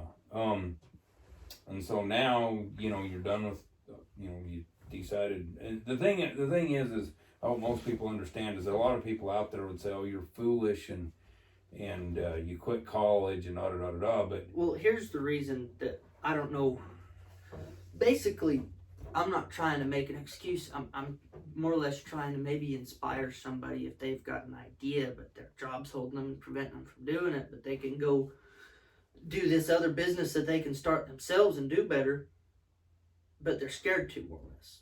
Here, the reason why I quit college, it wasn't because the classes sucked. I was doing pretty good. Like I said, I still had all A's. There was no issues there. I didn't mind showing up to class. The teachers liked me. I liked the teachers. But here's where it all stemmed from when I said, this isn't going to work. And it wasn't that it wasn't working, but I knew deep down that I wanted nothing to do with a job that needed a college degree. I did not want that. I knew that my job was riding horses or taking care of cattle or doing something like that. And the way I viewed it was, if I had that college degree, and I know a lot of people that say this, get the college degree to fall back on. Well, plan A is likely going to fail if you got a plan B. yeah, But plan A will probably work if there is no plan B. right, If that's the only option you got, you're going to make it work. right, That was my view. right. Yeah, for sure. That's kind of the way I view it. Is burn the bridges and charge. Right. Not saying you should burn bridges in life, but basically there's no retreat. And that was kind of, I got around some really influential people that were in my life, and they helped basically let me know they didn't do it for me, but they let me know that it can be done. Right. And they even told me I could do it. They said you could train horses for a living. And then of course in the back of my head, it was always, when I'm done training so many horses, I want to just have a ranch and be a rancher. And a lot of people say that can't be done anymore, but kind of, like the old saying goes, cows can do one of three things. They can pay for themselves, they can pay for the land they're on, or they can make you a living. But if you can combine any of those two of the three, let alone all three, just you try to combine two, it won't work. So, we've always had some cows around and whatnot, but we didn't really buy a big herd of cows until a while back, and we didn't really plan on living on that money. Matter of fact, the first year, I'll just say this so people can realize that if I plan on living on a calf check, the first year I deferred the payment, and I made enough money to pay my pasture lease, and I sold a horse, a blue roan horse. I bought him for $4,500, and I headed steers on him, and Mom barrel raced on him for a couple of years, and then a good ranch horse too, and then we turned around and sold him for $33,000. And I used that money to help make that interest payment, because I remember thinking, why do I do this, but I gotta hang on. I think there's better days coming, and now, the cows are starting to pay themselves off, and we're still not really planning on living on it until they're paid for, and then we can go leverage that against other things. It takes a while to get the ball rolling, so to bail in and be a full-time rancher right off, I don't think is really possible in this day and age, but you gotta have something else that works out. And so that's, I've always told you kids that if you stick with me, if you stay here, one day it'll all be yours. Now, if you find your own deal, because I've always told you kids, if you want to be a bread maker, be the best bread maker you can be. Not the best one in the world, the best one you can be. You want to be a bricklayer, be the best bricklayer that you can be. If you want to work with Dad and ride horses and run cows and do what you're doing, great, you're welcome to stay here forever, and one day it'll all be yours. But if you walk away, and this is just, I'll say this right on so everybody can hear it. If you walk away, and let's say Porter stays with me, he doesn't get to come back in 40 years after me and Mom are dead and gone and say, well, Porter stays here, and you walk away, and you don't get to walk back in 40 years and say, okay, now Porter, you got to sell half of everything that you and Dad have worked for, because I want my inheritance. That's not the way it works. If everybody stays, everybody splits it. And I can honestly say I don't feel like any will should be divided equally. It should be divided, percentage wise of who did the most, or if none of you, you know, some people say, well, I'll build my ranch and have my land and then that's what we retire on. And they sell out and move to town and buy a little corner lot, and I don't have any intentions of retiring, ever. You know, I'm gonna be the grumpy old man with a cane pointing at you and the kids and the grandkids and saying, you know, save that heifer, and you're gonna say, no, Dad, she's no good, and I'm gonna yell at you and say her great-great-grandmother was the first cow I bought in Texas, and you know, you need to save that heifer. I might be that grumpy old bastard, but at the same time, you know, I guess I enjoy working with you. I enjoy you telling us some of what you want to do, and I know that everybody has dreams when they're a child, but I believe once you cross a certain point in life, maybe that 18 to 20, 25-year-old mark, wherever it is that you get done figuring it out, we need to turn those aren't dreams anymore, they're goals. Right, for sure. You know, I can honestly say, like, back when you were working the sale barns on the weekends and you were here at home riding horses, that was 2023, and I was hauling Ruby, and I won a world title, and I had a lot of people interview me and ask me questions, magazine articles, and I told them, I said, if it wasn't for my wife and my son Ethan at home running the ranch and taking care of the business, I could not have done this. And because I mean, we're not billionaires, we're not, you know, people with an unlimited amount of resources that can just go play all the time, but that was a goal that and that goal built. First of all, it just started out as I'm just going to make the world finals, and then about March, I guess about this time of year, the end of March, I had several guys tell me, hey, you can do this, you can win the world, you have the best horse going, and you can win this. And so they inspired me, and they helped me. They showed me where to go show, where to win the most money, how to be the most effective, and I was hoping that would inspire you, Porter, Mom, Peyton, whoever listens, to go after what they want. Right. You know, and maybe that's, you know, hopefully I've been an inspiration, and like me and my good friend Trent Harrison that was just here with us for the week. Mm-hmm. You know, I liked Trent the day I met him. I just knew I liked him. And then one day Trent said to me, he says, I'm being the Dale Earnhardt of cutting right now. And he's a good cutting horse trainer. He's a really good hand. You know, we shared theories and worked horses together all week, and you were part of that too.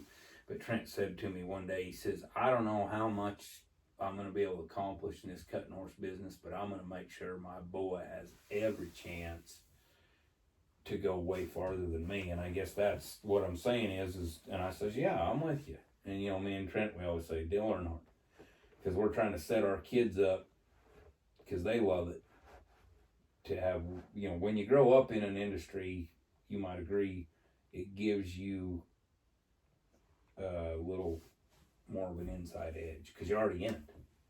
For sure. You know, and so that's kind of, you know, and like what you do and the way you are, I mean, we're proud of you as parents, and you know, you have a relationship with our banker that's your own relationship. Right. You know, we have a wonderful banker that we deal with, and you've been, you know, you got a credit line to buy livestock with him, and I think, you know, relationships with bankers are very important. You know, they got to make a living and sell money, and, you know, we need to use their money to hustle some deals and make our deal go. And so, but that's kind of like, you know, we set you up with him to build your own relationship with him. For sure. You know, because I have another saying that I say, you always got to pay your dues. Just make sure you're not taxing yourself a lot of extra money or extra time or extra experiences. You know, we always nobody likes the idea of paying their dues, but everybody goes through it. How long you continue to pay your dues, that's up to you. You know, well, so I'll tell a quick story there. And it wasn't anybody's fault to that matter. It was a little more of a miscommunication. I assumed, and I didn't ask, so he didn't tell. But a couple of years back, it was right when I first started taking outside horses. I had one horse in training, and I was only taking 2 at the time. That's all I wanted. And I had another horse that was fixing to come, so I could take it to Billings to sell it. But the lady didn't want to send it immediately. She wanted to wait 1 more month. And so there was a guy from Warwick, Oklahoma that we actually sold a horse to. Mm-hmm. And he said, I want to send you this mare. And you know me, I mean, I've rode horses for, I'm not going to say 20 years, because I was not riding horses when I was 3 months old like everybody else says they were. I wasn't. I mean, if I was, it was you were holding on to me. But, I mean, like I said, I started my first colt when I was in 3rd grade, so, I mean, you could essentially say I've been training horses that long, or whatever you want to call that. But he sent me this mare, beautiful buckskin mare. He said, she's 8 years old. He said, she just needs a refresher. She ain't been rode in a while. Okay. He brought her to me, and I thought, hey, it's just going to be a 30-day deal. You know, just get her basically tuned back up, and she'll be good to go. Well, he comes and brings her to me, and like I say, that this was my only income, and so I needed the money. And he brings her to me, and I said, well, all right. I said, this mare was broke pretty good before y'all let her lay off for a while. And he said, oh no, she's never been broke. Meanwhile, it's an 8-year-old grade mare. She was a pretty buckskin mare, but I would have said no thank you, but he was already there handing me a check when he told me that, and so I figured it's pretty hard to say no to. And this guy that owned her, he wasn't a real good hand or nothing, but they rode and they had a lot of cows. Pretty good guy. Yeah, great guy, but wasn't like the best horseman ever. And he's 71 years old, so he didn't need to be getting hurt. And so I told him right then and there, I said, we'll try it for 30 days. I said, if this horse don't work out for you, I said, I'm going to tell you right now, if she's going to be a bronc or if she's going to be bad, I said, I'm going to tell you, because I said, I don't want you getting on her and getting hurt. That's more important. I take that philosophy. Selling horses and everything, I will not represent one dishonestly. If one's going to blow up and buck, I'm going to run it through a sale and I'm going to say, hey, this horse ain't no good. But anyways, he brings that mare to me. She was good, and she actually turned out to be pretty gentle, but being an 8-year-old mare, she didn't get overly broke in a month. Well, I met him. I don't even remember where I met him. I met him in the parking lot somewhere when I dropped that horse off to him. And I said, hey, she ain't a bronc by any means. I said, but I don't know if she's going to work exactly. He said, oh, okay, well, thanks for telling us, 2 days later, his wife sends me a video of him riding that horse down the road pushing 300 head of mama cows. Didn't think it'd work. And I guess my point is, I should say a lot of people, when he would have said this 8-year-old grade mare, hey, she never been rode, they'd have said, well, then load her up and take her home. I don't want to ride her. Honestly, I didn't either. But I needed the money. Kind of a go on, pay your dues type of deal. And since then, that guy, he said, you're going to be the only person I send my horse to. You did a great job. And so now, I haven't had in contact with him for a couple of months. This is a couple of years ago. But a couple of months ago, he said, hey, if you see something that would work out for me, let me know, and I want to buy it, and then have you ride it for a little while and make sure it'll work for me. Mm-hmm.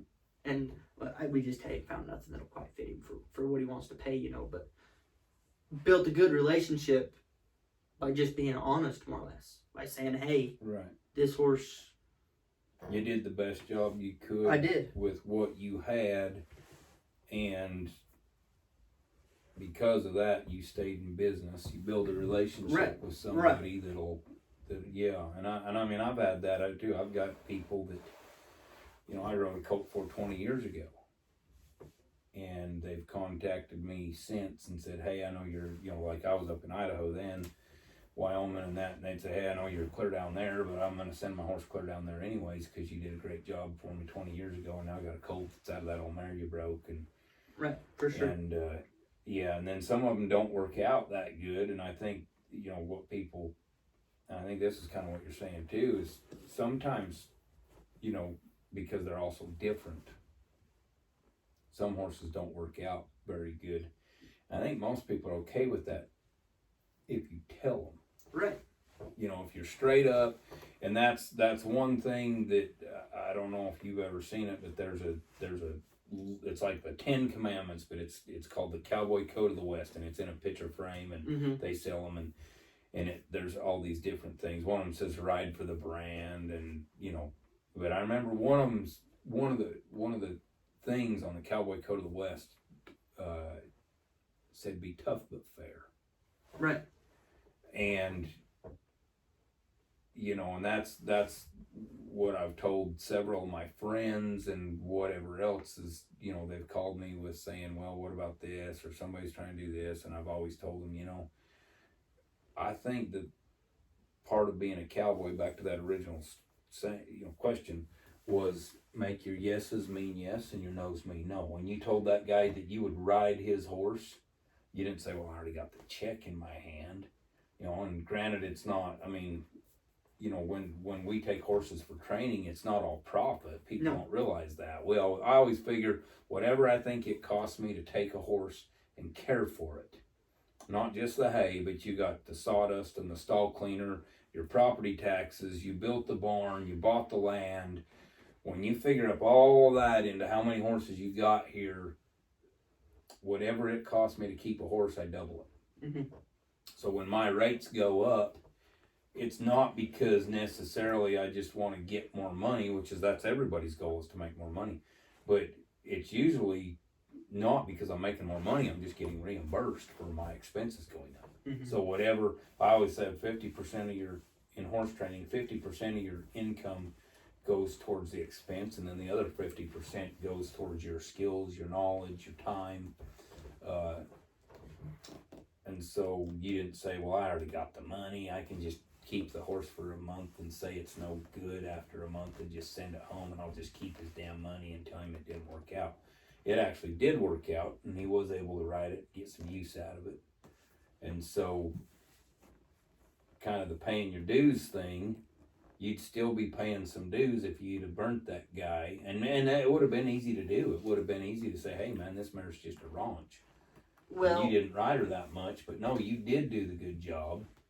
And here's what I guess basically my thoughts on that was that the best mare in the world? No, she wasn't. But she was on a safe, gentle horse by the end of it. She really was. But I have a philosophy, and you kind of taught this in me and told me it, and I've kind of, you never know what's around the next corner. How many times have you seen a guy on the street and you say, oh, that guy looks like a bum?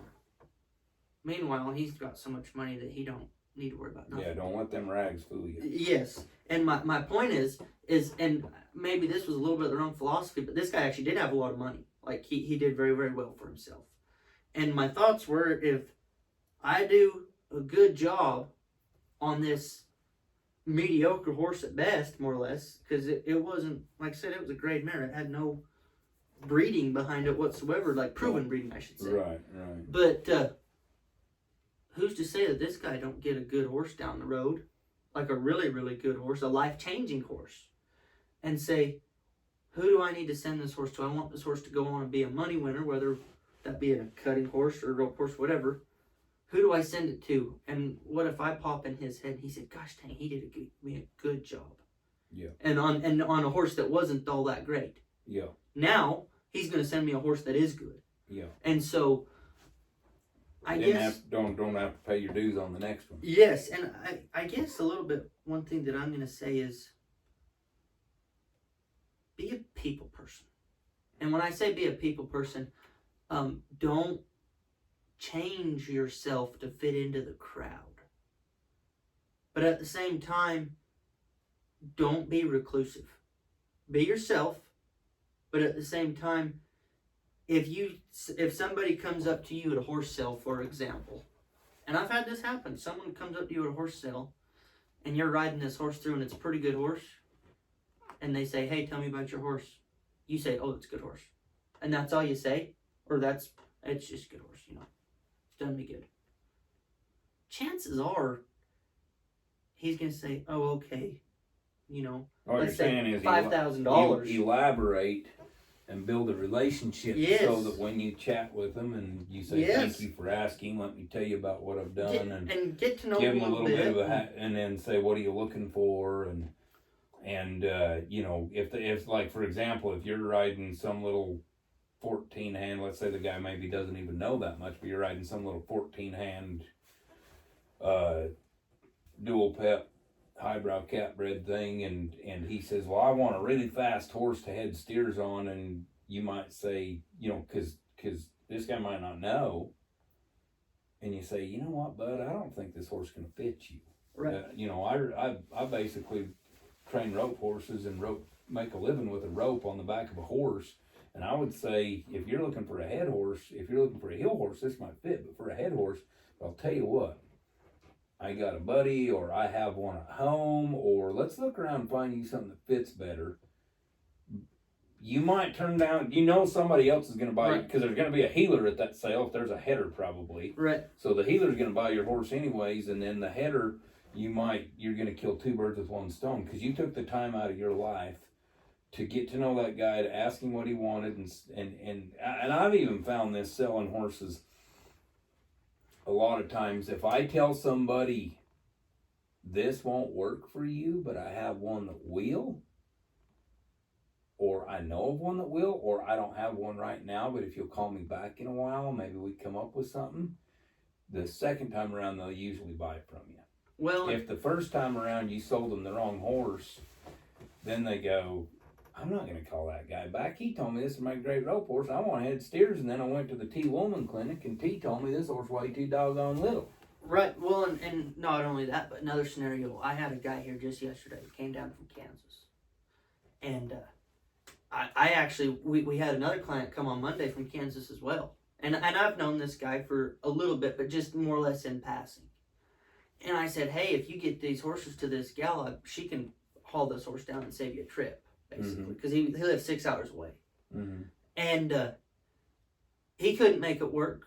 And he told me yesterday, he said, Ethan, he said, I probably could have. He said, it would have been tough. He said, but I wanted to come down here. He said, I wanted to build a relationship with you to know if I wanted you to work for me. If you were the guy that I thought you were or whatnot, or if now that I've known you a little better, if, hey, I don't like this guy for some reason, or he walks around this place and he sees horses that they just don't look too good, you know, he don't want to leave his horse in a bad situation. Mm-hmm. And he said, that's why I wanted to come down here. He said, I wanted to see if you were the type of guy that I wanted to train my horses and work for me. Yeah. Well, guess what? It goes the other way too. Yeah. It's good for me to get a feel for this guy to know, is this the type of guy I want to work for? Yeah. You know? And so, again, building relationships and don't tell everybody what they want to hear. Tell them the truth. Yeah. They might not like it at first, but tell them the truth. Right. And that's it's just like that other client from Kansas. She come down Monday and swapped horses with me because she had bought one out of I guess kind of a big time internet sale, and I don't know if somebody led her to believe it'd be a good cutting prospect or whatever, but I rode the horse for 3 or 4 weeks and I just said, hey, this thing ain't gonna work. And they finally ended up taking it home, and her and her husband both told me, they said, we want a trainer we can build a relationship with and one that we can trust. And you know, I had that horse for 75 days or whatever, and they took it home, and you know how green that horse was when we got him. I mean, he bucked the first day we rode him. And then when I sent him home, we were roping on him. Yep. You could doctor cattle on him. You could ride him out. They sent me a video the next day. They were ranching on him and riding him outside. And I enjoyed seeing that lady, seeing Amanda again, and she had brought her son with her, and I get a kick out of him because he's got a ton of personality. He's a funny kid.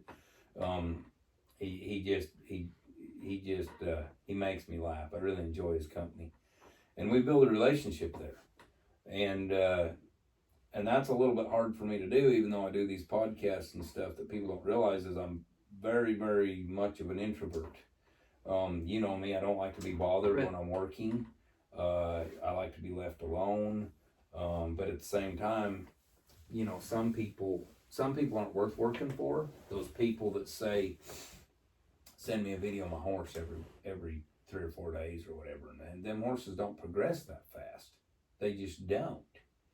So some people, they don't understand it, and they think that, you know, you're a wizard or a magician or horse whisperer or whatever, which, you know, and it's like, well, no, I'm doing the best I can with what you sent me. You know, you can't make a silk purse out of a sow's ear, but at the same time, if all I got's a sow's ear, I'm going to try to make the best purse out of a sow's ear that I can. Right. As long as you know, but tell them that, you know, and then, so when this lady come down Monday, she brought me another colt to train that she had raised and said, hopefully this one will work out. I said, well, I'll try. I don't know if it will, but we're going to give her our best shot. But I didn't lose the customer because, you know, I tried to get the horse sold for them and stuff, and then the first one they sent, and then they changed their mind and decided to keep him, and we built a relationship. And then that lady even texted me one day 3 or 4 weeks ago, and she said, I've never had a horse trainer work this hard for me. Mm-hmm. And that made me feel good, you know. And so, you know, in horse training, there's a lot of them big barns that take 60, 80, even 100 head of horses. They got a lot of assistants working for them. I want to keep our deal in-house. I want to keep it to where my son rides with me, I ride with my son. You know, me and you spent the evening on 2-year-olds, working them on the flag, you know, talking about cutting theories. I was showing you what seems to work for me on how to train these horses. I stepped on your colts the last couple days and said, well, I feel them good here, but bad here. Because I'm trying to set you up for success and keep you from making some of the same mistakes I made, or many more mistakes, you know, because I made a lot of mistakes. I feel like I made every mistake a guy can make, trying to learn this. But, yeah, being honest with them. And I know you say you got to be a people person, but be yourself, but whatever.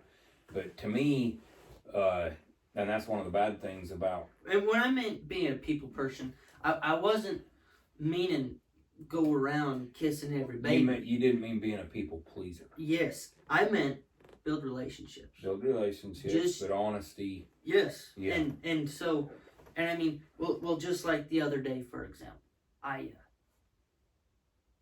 texted a customer. I've got a horse here now that's a really, really good horse, and he came to me in January, and he was started, and I'm not trying to bash on anybody, and I'm not going to say who started him, but it was the worst job I'd ever seen. Right. It was horrible. Right. I rode that horse the day after he came, and he came to me that evening, and I rode him the next morning. I called the guy right up, and I said, I think this is a good horse, because you could feel it. Mm-hmm. You could feel there was a good horse there. I said, but Michael, I hope you understand. I said, this horse, I said, this isn't, this is horrible. I said, I got to fix a lot of these things.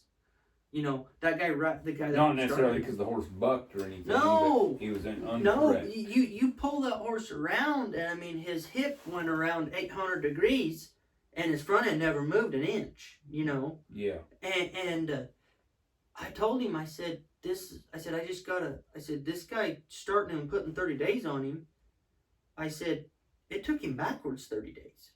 You know, from ground to zero, now you're starting negative 30 instead of just 0. And he appreciated that. Yeah. You know, and a few weeks later, I sent him a video of me riding that colt outside to the pasture prowling cows. I mean, because that's how easy that horse really is. I mean, with the horse for 3 weeks, I was riding him out in thousands of acres. Mm-hmm. And I wasn't roping, I wasn't running nothing down. Right. Just walking, prowling pastures, you know, riding up and down here and there. And I sent him a video, and I said, I think this horse is coming along right well. Yeah. And he responds, and he says, I instantly regretted the day I dropped him off. He said, I regretted him sending the guy I sent him to first. He said, I wanted to send him to y'all, and he said, I never reached out, and I should have. He said, y'all do a great job, and he said, and now this guy raises a lot of horses, and he wants to keep horses over for me to ride. Yeah. You know, but there again, by just, you know, telling him straight up. Yes. And sometimes people don't want to hear it, or it sounds like you're being rude or whatever, but I've always said that's how I am. I'm a very straightforward person. I want to be shot straight. Don't take the long way around the barn. Just tell me straight up how it is, and then I know what's coming to me, you know, And I try to, so like I have a lot of people reach out to us, and I'm not trying to be no kind of way, or because we're definitely not better than anybody else. I don't, and that's the thing, is I'm not trying to be better than anybody else. Right. I'm trying to be my best self. I'm trying to be, you'll know it one day. You'll have kids, and then all of a sudden you'll realize that every man wants his kids to be better than he is, or he should anyways. And because of that,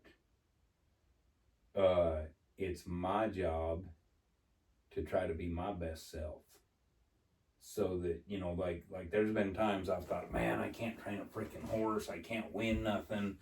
Maybe I ought to just quit, or because like roping was so easy. I'm not going to say it was easy for me. It was hard, but I dedicated myself to it for so long that it got to where I could actually do it in a decent manner. And I had a million people out there. Matter of fact, I remember several people used to say to me, you should just train rope horses for a living. You remember we went to Vegas 3 years ago, and I didn't have a good futurity. I had a really good horse, just didn't cut the right cows first go around. And so we went to Vegas, and I won a crap load of money, and everybody's saying, man, you should just train rope horses for a living. And I mean, that thought crossed my mind. It really did. But one of the things that went through my mind when I thought, man, I could make the same amount of money training rope horses, and I could produce some badass results, because I think obviously other people think I can do a good job at it too. But I thought, I've chased this cutting thing so hard, and I love cutting. I actually love it more than roping, if you can believe that, and I love roping. But I thought if I quit, my kids will see that I quit. And I can't let them see me. They might see me fail, but my children will not see me quit. And so that's very important to me. And then, of course, the next year I won a world title. Mm-hmm. On a little mare I paid $4,200 for, that I trained start to finish. And yes, she did spend her whole 2-year-old year, when other people would have told me she was behind, that she wasn't doing good enough. She never really got, you remember this, she never really got worked in the arena as a cutting horse until November of her 2-year-old year. Right. I spent the summer prowling pastures and roping and tagging calves on her, and I didn't even ride her every day. No. I just rode her a couple days a week, because that's all a 2-year-old could take, and I never had a big day on her. That mare's never been rode all day. Mm-hmm. And world champion cutting horse now, but it's kind of funny that a lot of people, and that'll get in your head. A lot of people say, you should just train rope horses. You should, and then it'll get in your head a little bit if you let it. And that was the times what drove me, too, was don't you tell me what to do. I'm going to do what I want to do. I'm going to be who I'm going to be. And in my opinion, no matter what, it kind of sounds like you are kind of, found what you want to do in life, and I'm proud of it. So one of the reasons I want to interview you, because I try to tell people, my son, I tell people all the time, I never gave my son another dollar after he was 14 years old. Right. I bought a $1,500 horse. He trained it. He sold it. He gave me back my $1,500, and he took the other $3,500 and rolled on with it. He never blew it. He never went out to the pool hall or on dates or to football games and TGI Fridays with his buddies and all that. You stayed motivated and driven. You bought your first brand new pickup at the age of barely turned 19 and bought a brand new pickup truck. Right. And I never ever worry that you're going to come to me and say, Dad, I can't make my truck payment this month because I don't have the money. You always figure out another hustle. You always, another horse to train, or you buy one and ride it. Even some of the horses that you sold that you've loved. Yeah. You've sold some great horses, and, the year that me and you, we bought a bunch of colts at the NCHA fraternity sale that had never been ridden, and we started them in probably 120 by 120 foot pen right there in the Watt Arena down at Will Rogers. Me and you started all them colts, and we went riding them for the first time, and all of those colts, every freaking one of them went on to be NCHA and NRCHA money earners. Yes. And that was a big deal to me, and it was a great experience with my son that I'm proud of. Maybe it doesn't mean nothing to nobody else, but to me it meant a lot. And but to be straightforward, to be yourself, to not try to go with the flow or fit in the crowd, or, everybody's got to find, they got to find that 8, 9, 10-year-old self. Right. That kid that just doesn't give a shit if his dad's buddy says, no, I don't want to buy a mule. You just got up the nerve to call him anyways and say, hey, buddy, I got a deal. I got a $500 mule for you. And he didn't realize he'd bought it for $15. He didn't care. Well, and again, going kind of back to what I said earlier. From the minute I bought that mule, that's what I was doing. There was no plan B. Yeah. I didn't know another person that rode a mule besides Sean. Right. I'd never even hardly seen anybody with a mule besides Sean. I mean, with the exception of going to the sale barn, Yeah. But I got no plan B. Yeah. You just knew that you bought one, and if you hauled or broke it, and it was cute enough, and obviously Sean does, like, for those, Sean Peterson lives in Montpelier, Idaho. Probably the best dog on hand with a mule I've ever known or seen. Right. And he did sell that mule for $50,000. And at one time she sold for $15. But yeah, hopefully, I feel like we're very blessed. I feel like the last while I've just got to the point where I always have to tell myself, God has plans. God has plans we don't know and understand. This will be a thing for another time if maybe nobody wants to discuss it, but like you and Porter were in a really tragic car accident a couple years ago that could have killed you both, should have killed you both. Damn near killed your brother, and you had to pull him out from under a pickup truck. And we could hash that out all day long of why that truck blew a tire and rolled on you. But at the end of the day, the big man has plans. And that's one thing I love about our industry is I said this before on an interview with Kenny M.I. on the Weekend Cutter when I was on his show 6-7 years ago. I said, I don't know a rancher that doesn't believe in God. Right. And that's one thing I love about our Western lifestyle. We're Christian based. We do not have a meal without saying grace, without blessing the meal. We thank the Lord for what he's given us. We always thank the Lord for, a good day of work and being able to let us continue to work. That's all we can ask for, is the ability and the opportunity to move that mountain one shovel full at a time. And that's why I always say, I've told my kids I'm going to train cutting horses for a living, and I'm going to be a rancher, and you guys might see me fail, but I won't quit.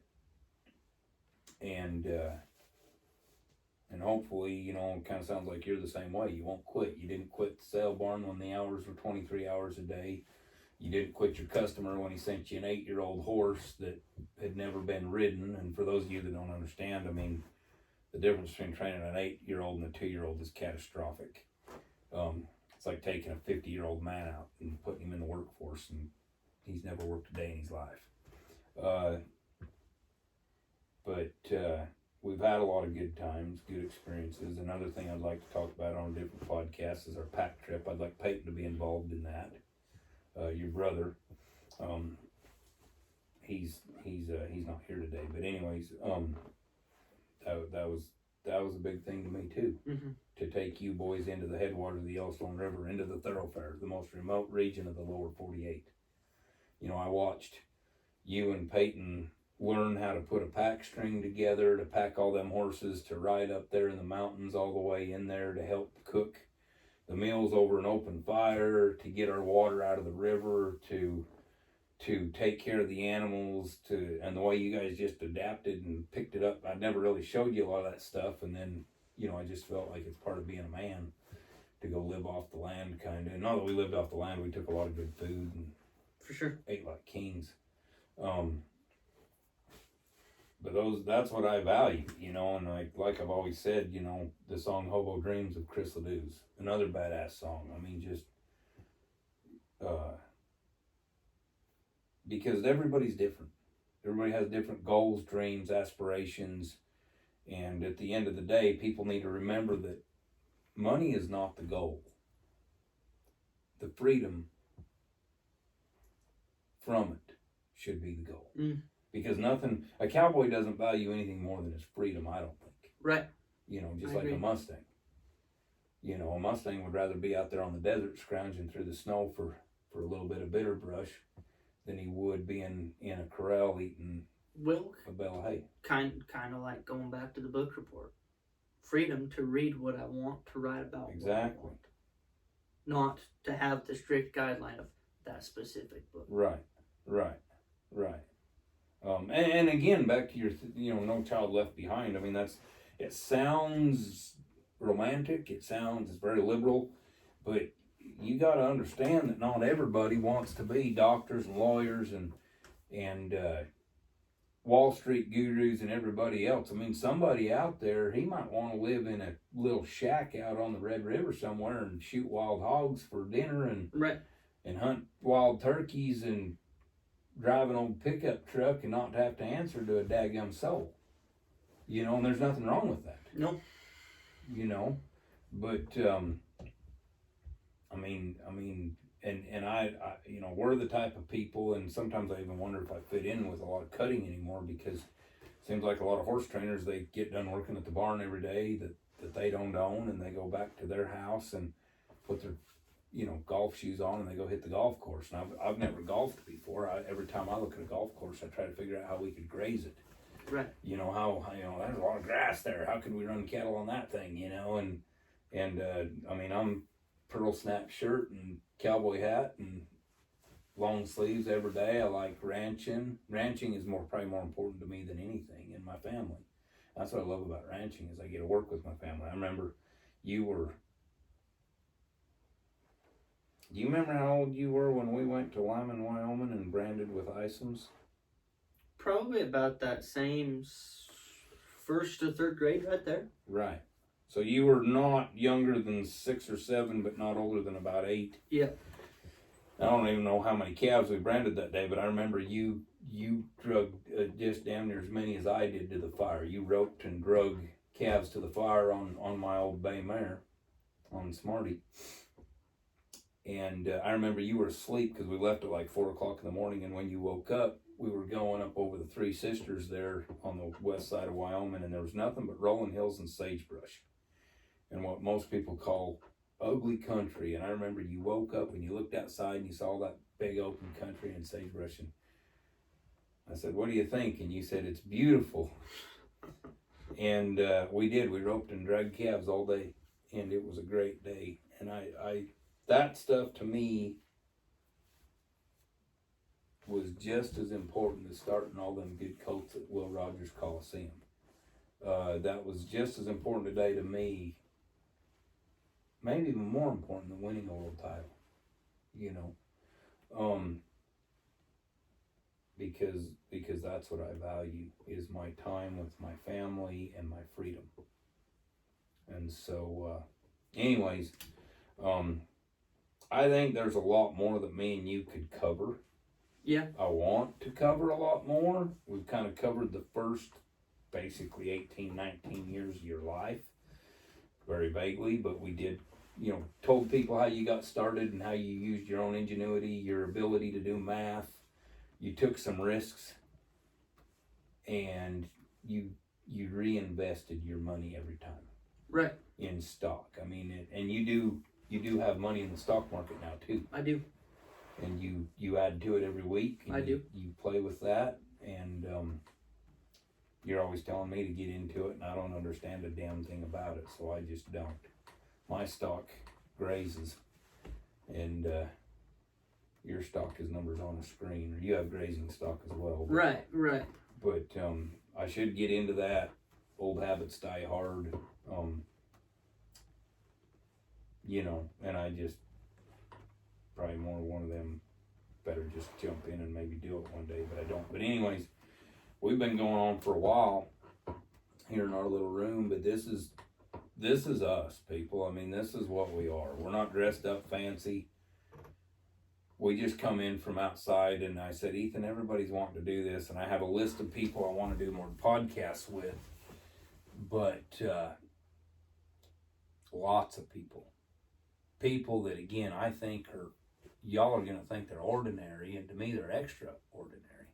you know, because they don't quit. They get up and they do what they were designed to do, which is work hard. And that's that. I admire a hard worker. I really do. You know, lots of people. I mean, I want to have Seth Everhart on a podcast. I want to have our neighbor Nick McQuiston, who took a huge risk and built a grow yard and went into business on his own. I want to interview Nick. I want to interview my lifelong friend Jen Skinner, probably the best friend I've ever had for sure. You know, next time we see Trenton Tucker, I want Trent on a podcast. He has many of your same buying and selling horses and building up type of deal. He didn't buy $50,000 horses and sell them for $100,000 to get started. He bought a $600 horse and sold it for $1,200 type of deal after he rode its guts out for a long time. So those are the people I admire. Right. Normal, I agree. common, blue collar. I mean, there's a lot of great podcasts out there that interview great people. The biggest, you know, gold buckle winners and all that. And I think that's great. I love to listen to them. But I want people to realize that all these people that I think are successful, and the reason I think they're successful is because they're doing what they love to do and they're able to feed their families by doing it. They might not be billionaires, but they're doing what they love. And to me, that's success. When you can make what you love, you know what I mean? Feed you and pay the bills, that's success to me. Because I know what it's like to not be able to pay the bills. Oh, we've had those days, you know. And some days still I scratch my head wondering how we're going to make it work. But it always works out. And that's what I always keep telling myself about dilemmas and problems today. Rather than get mad at something, the older I get, the more I go, what is God's plan with this? Why did he make this horse be like this? Why did he make my tire fly off of my hay trailer in the middle of Oklahoma? You know, and that actually turned out pretty good too. I had that happen a couple weeks ago. I had a tire just shear all the lug nuts off and go flying off my trailer when I had 17,000 pounds of hay on it. And I went, son of a bitch. And I called my wife and I said, can you find somebody that could come fix this tire? I got my truck unhooked from the trailer. Rather than pouting and stomping around and chucking shit and throwing a fit, I drove back to the nearest town 4 miles away. I had a damn fine meal and a damn fine cafe. Washed my pickup truck, which was overdue. And by the time I decided to go back out to the hay trailer, the guy had just showed up. He fixed my tire. I got to know him. I paid him more than what he charged me. Gave him a little tip, said supper's on me. And the next day he texted me and said, did you make it home okay? I built a relationship with a guy. And I mean, how wonderful was that, you know? Just another blue-collar, hard-working guy that drives a wrecking truck, you know, for a living. And I admire that. He helps people. He gets paid for it, but he helps people. And so that's who and so to start this podcast of interviewing people off, we're going to put it on YouTube. Y'all are going to see that because this is how you're going to watch the shit. So, but this is, for those of you, I guess, watching, I just hope you know that sometimes you got to allow your kids to have a little leeway there. I never really got involved in a lot of Ethan's horse trades at all. None of them, really. I mean, there was a couple of horses he bought that I'd slap him on the arm and say, this is what you're looking for, buy it. Bought the best head horse he's ever rode that way. Yeah. Roger, you know, that was, you retired him. Roger survived the car wreck that you were in. The other horse died, but Roger survived and you retired him after that. Yep. But best head horse that you've ever rode. And you bid on him one time and bought him. Yep. And I remember I slapped you on the arm and said, Ethan, this is the horse. And you bought him. I didn't give him the money. You were 15 or 16? Oh, it would have been 2019, so I'd have been 15. 15 bought a damn nice head horse. And the guy that we bought him from, he was a horse trader. We built a relationship with that guy. Yeah. You know? And that horse still talk to him, I mean, not regularly, but every couple months send and that horse wasn't perfect when you bought him. Nope. He had some whimsies, he had some box issues and stuff, but we worked through it. And I don't know how much money you won on that horse. more to pay for it, more than it'll pay for him, you know. Yeah, Lot I don't more. know. Yeah, you want a lot more than you pay for him, but I don't know how many saddles you want on that horse. Yeah, Buckles. I'd have to think about it. And anyways, I hope everybody's enjoyed this as much as I have, and getting to know my son Ethan. And you know, it's kind of fun for me to think that everything I want to do in life, my son wants to do, and we can share that. And hopefully, my big deal is I want to be a badass grandpa one day. I want to be, when Ethan has a little freckle-faced kid that comes trotting across the backyard over to Grandpa's house, he knows that when he comes over there, Grandma's going to have something really good to eat, and Grandpa's going to have something really awesome to ride, and you know, it's going to be fun. You know, it would actually be really fun, you know, to see him like ride a colt that you had got from your grandpa out of the mare, you know, or a great granddaughter or something, you know, to pass that on. We're trying to build the Hulme Ranch program. We've had some remarkable stallions over the years, and we put together a good band of mares, and now we've got some registered cattle along with our commercial herd of beef cattle. And if you'd asked me 20 years ago if I thought any of this was possible, if you'd have told me 20 years ago, Scott, this is what you're going to be doing in 20 years, I wouldn't have believed you. I'd have said no way. And I remember the day Ethan was born, we were damn near out of hay, and I was thumbing through the thrifty nickel while my wife was sitting there getting ready to go into labor in the hospital. And I said, do you think I'd have enough time to run and get a load of hay before you pop this baby out? And she was like, I think you better stay right here. You know, that was that. But anyways, yeah, we've spent a lot of time together and been very fortunate. Very, very fortunate to spend all that time together. You know, literally cowboying. We've cowboyed from Montana to Texas. Mm-hmm. You know. Yeah, we have. And been fun. So anyways, we're going to let y'all go. Hope you enjoyed it. If you didn't, you're the dumbass that watched for this long. So have a good one. God bless. This is Scott Hulme from somewhere on the plains of Texas.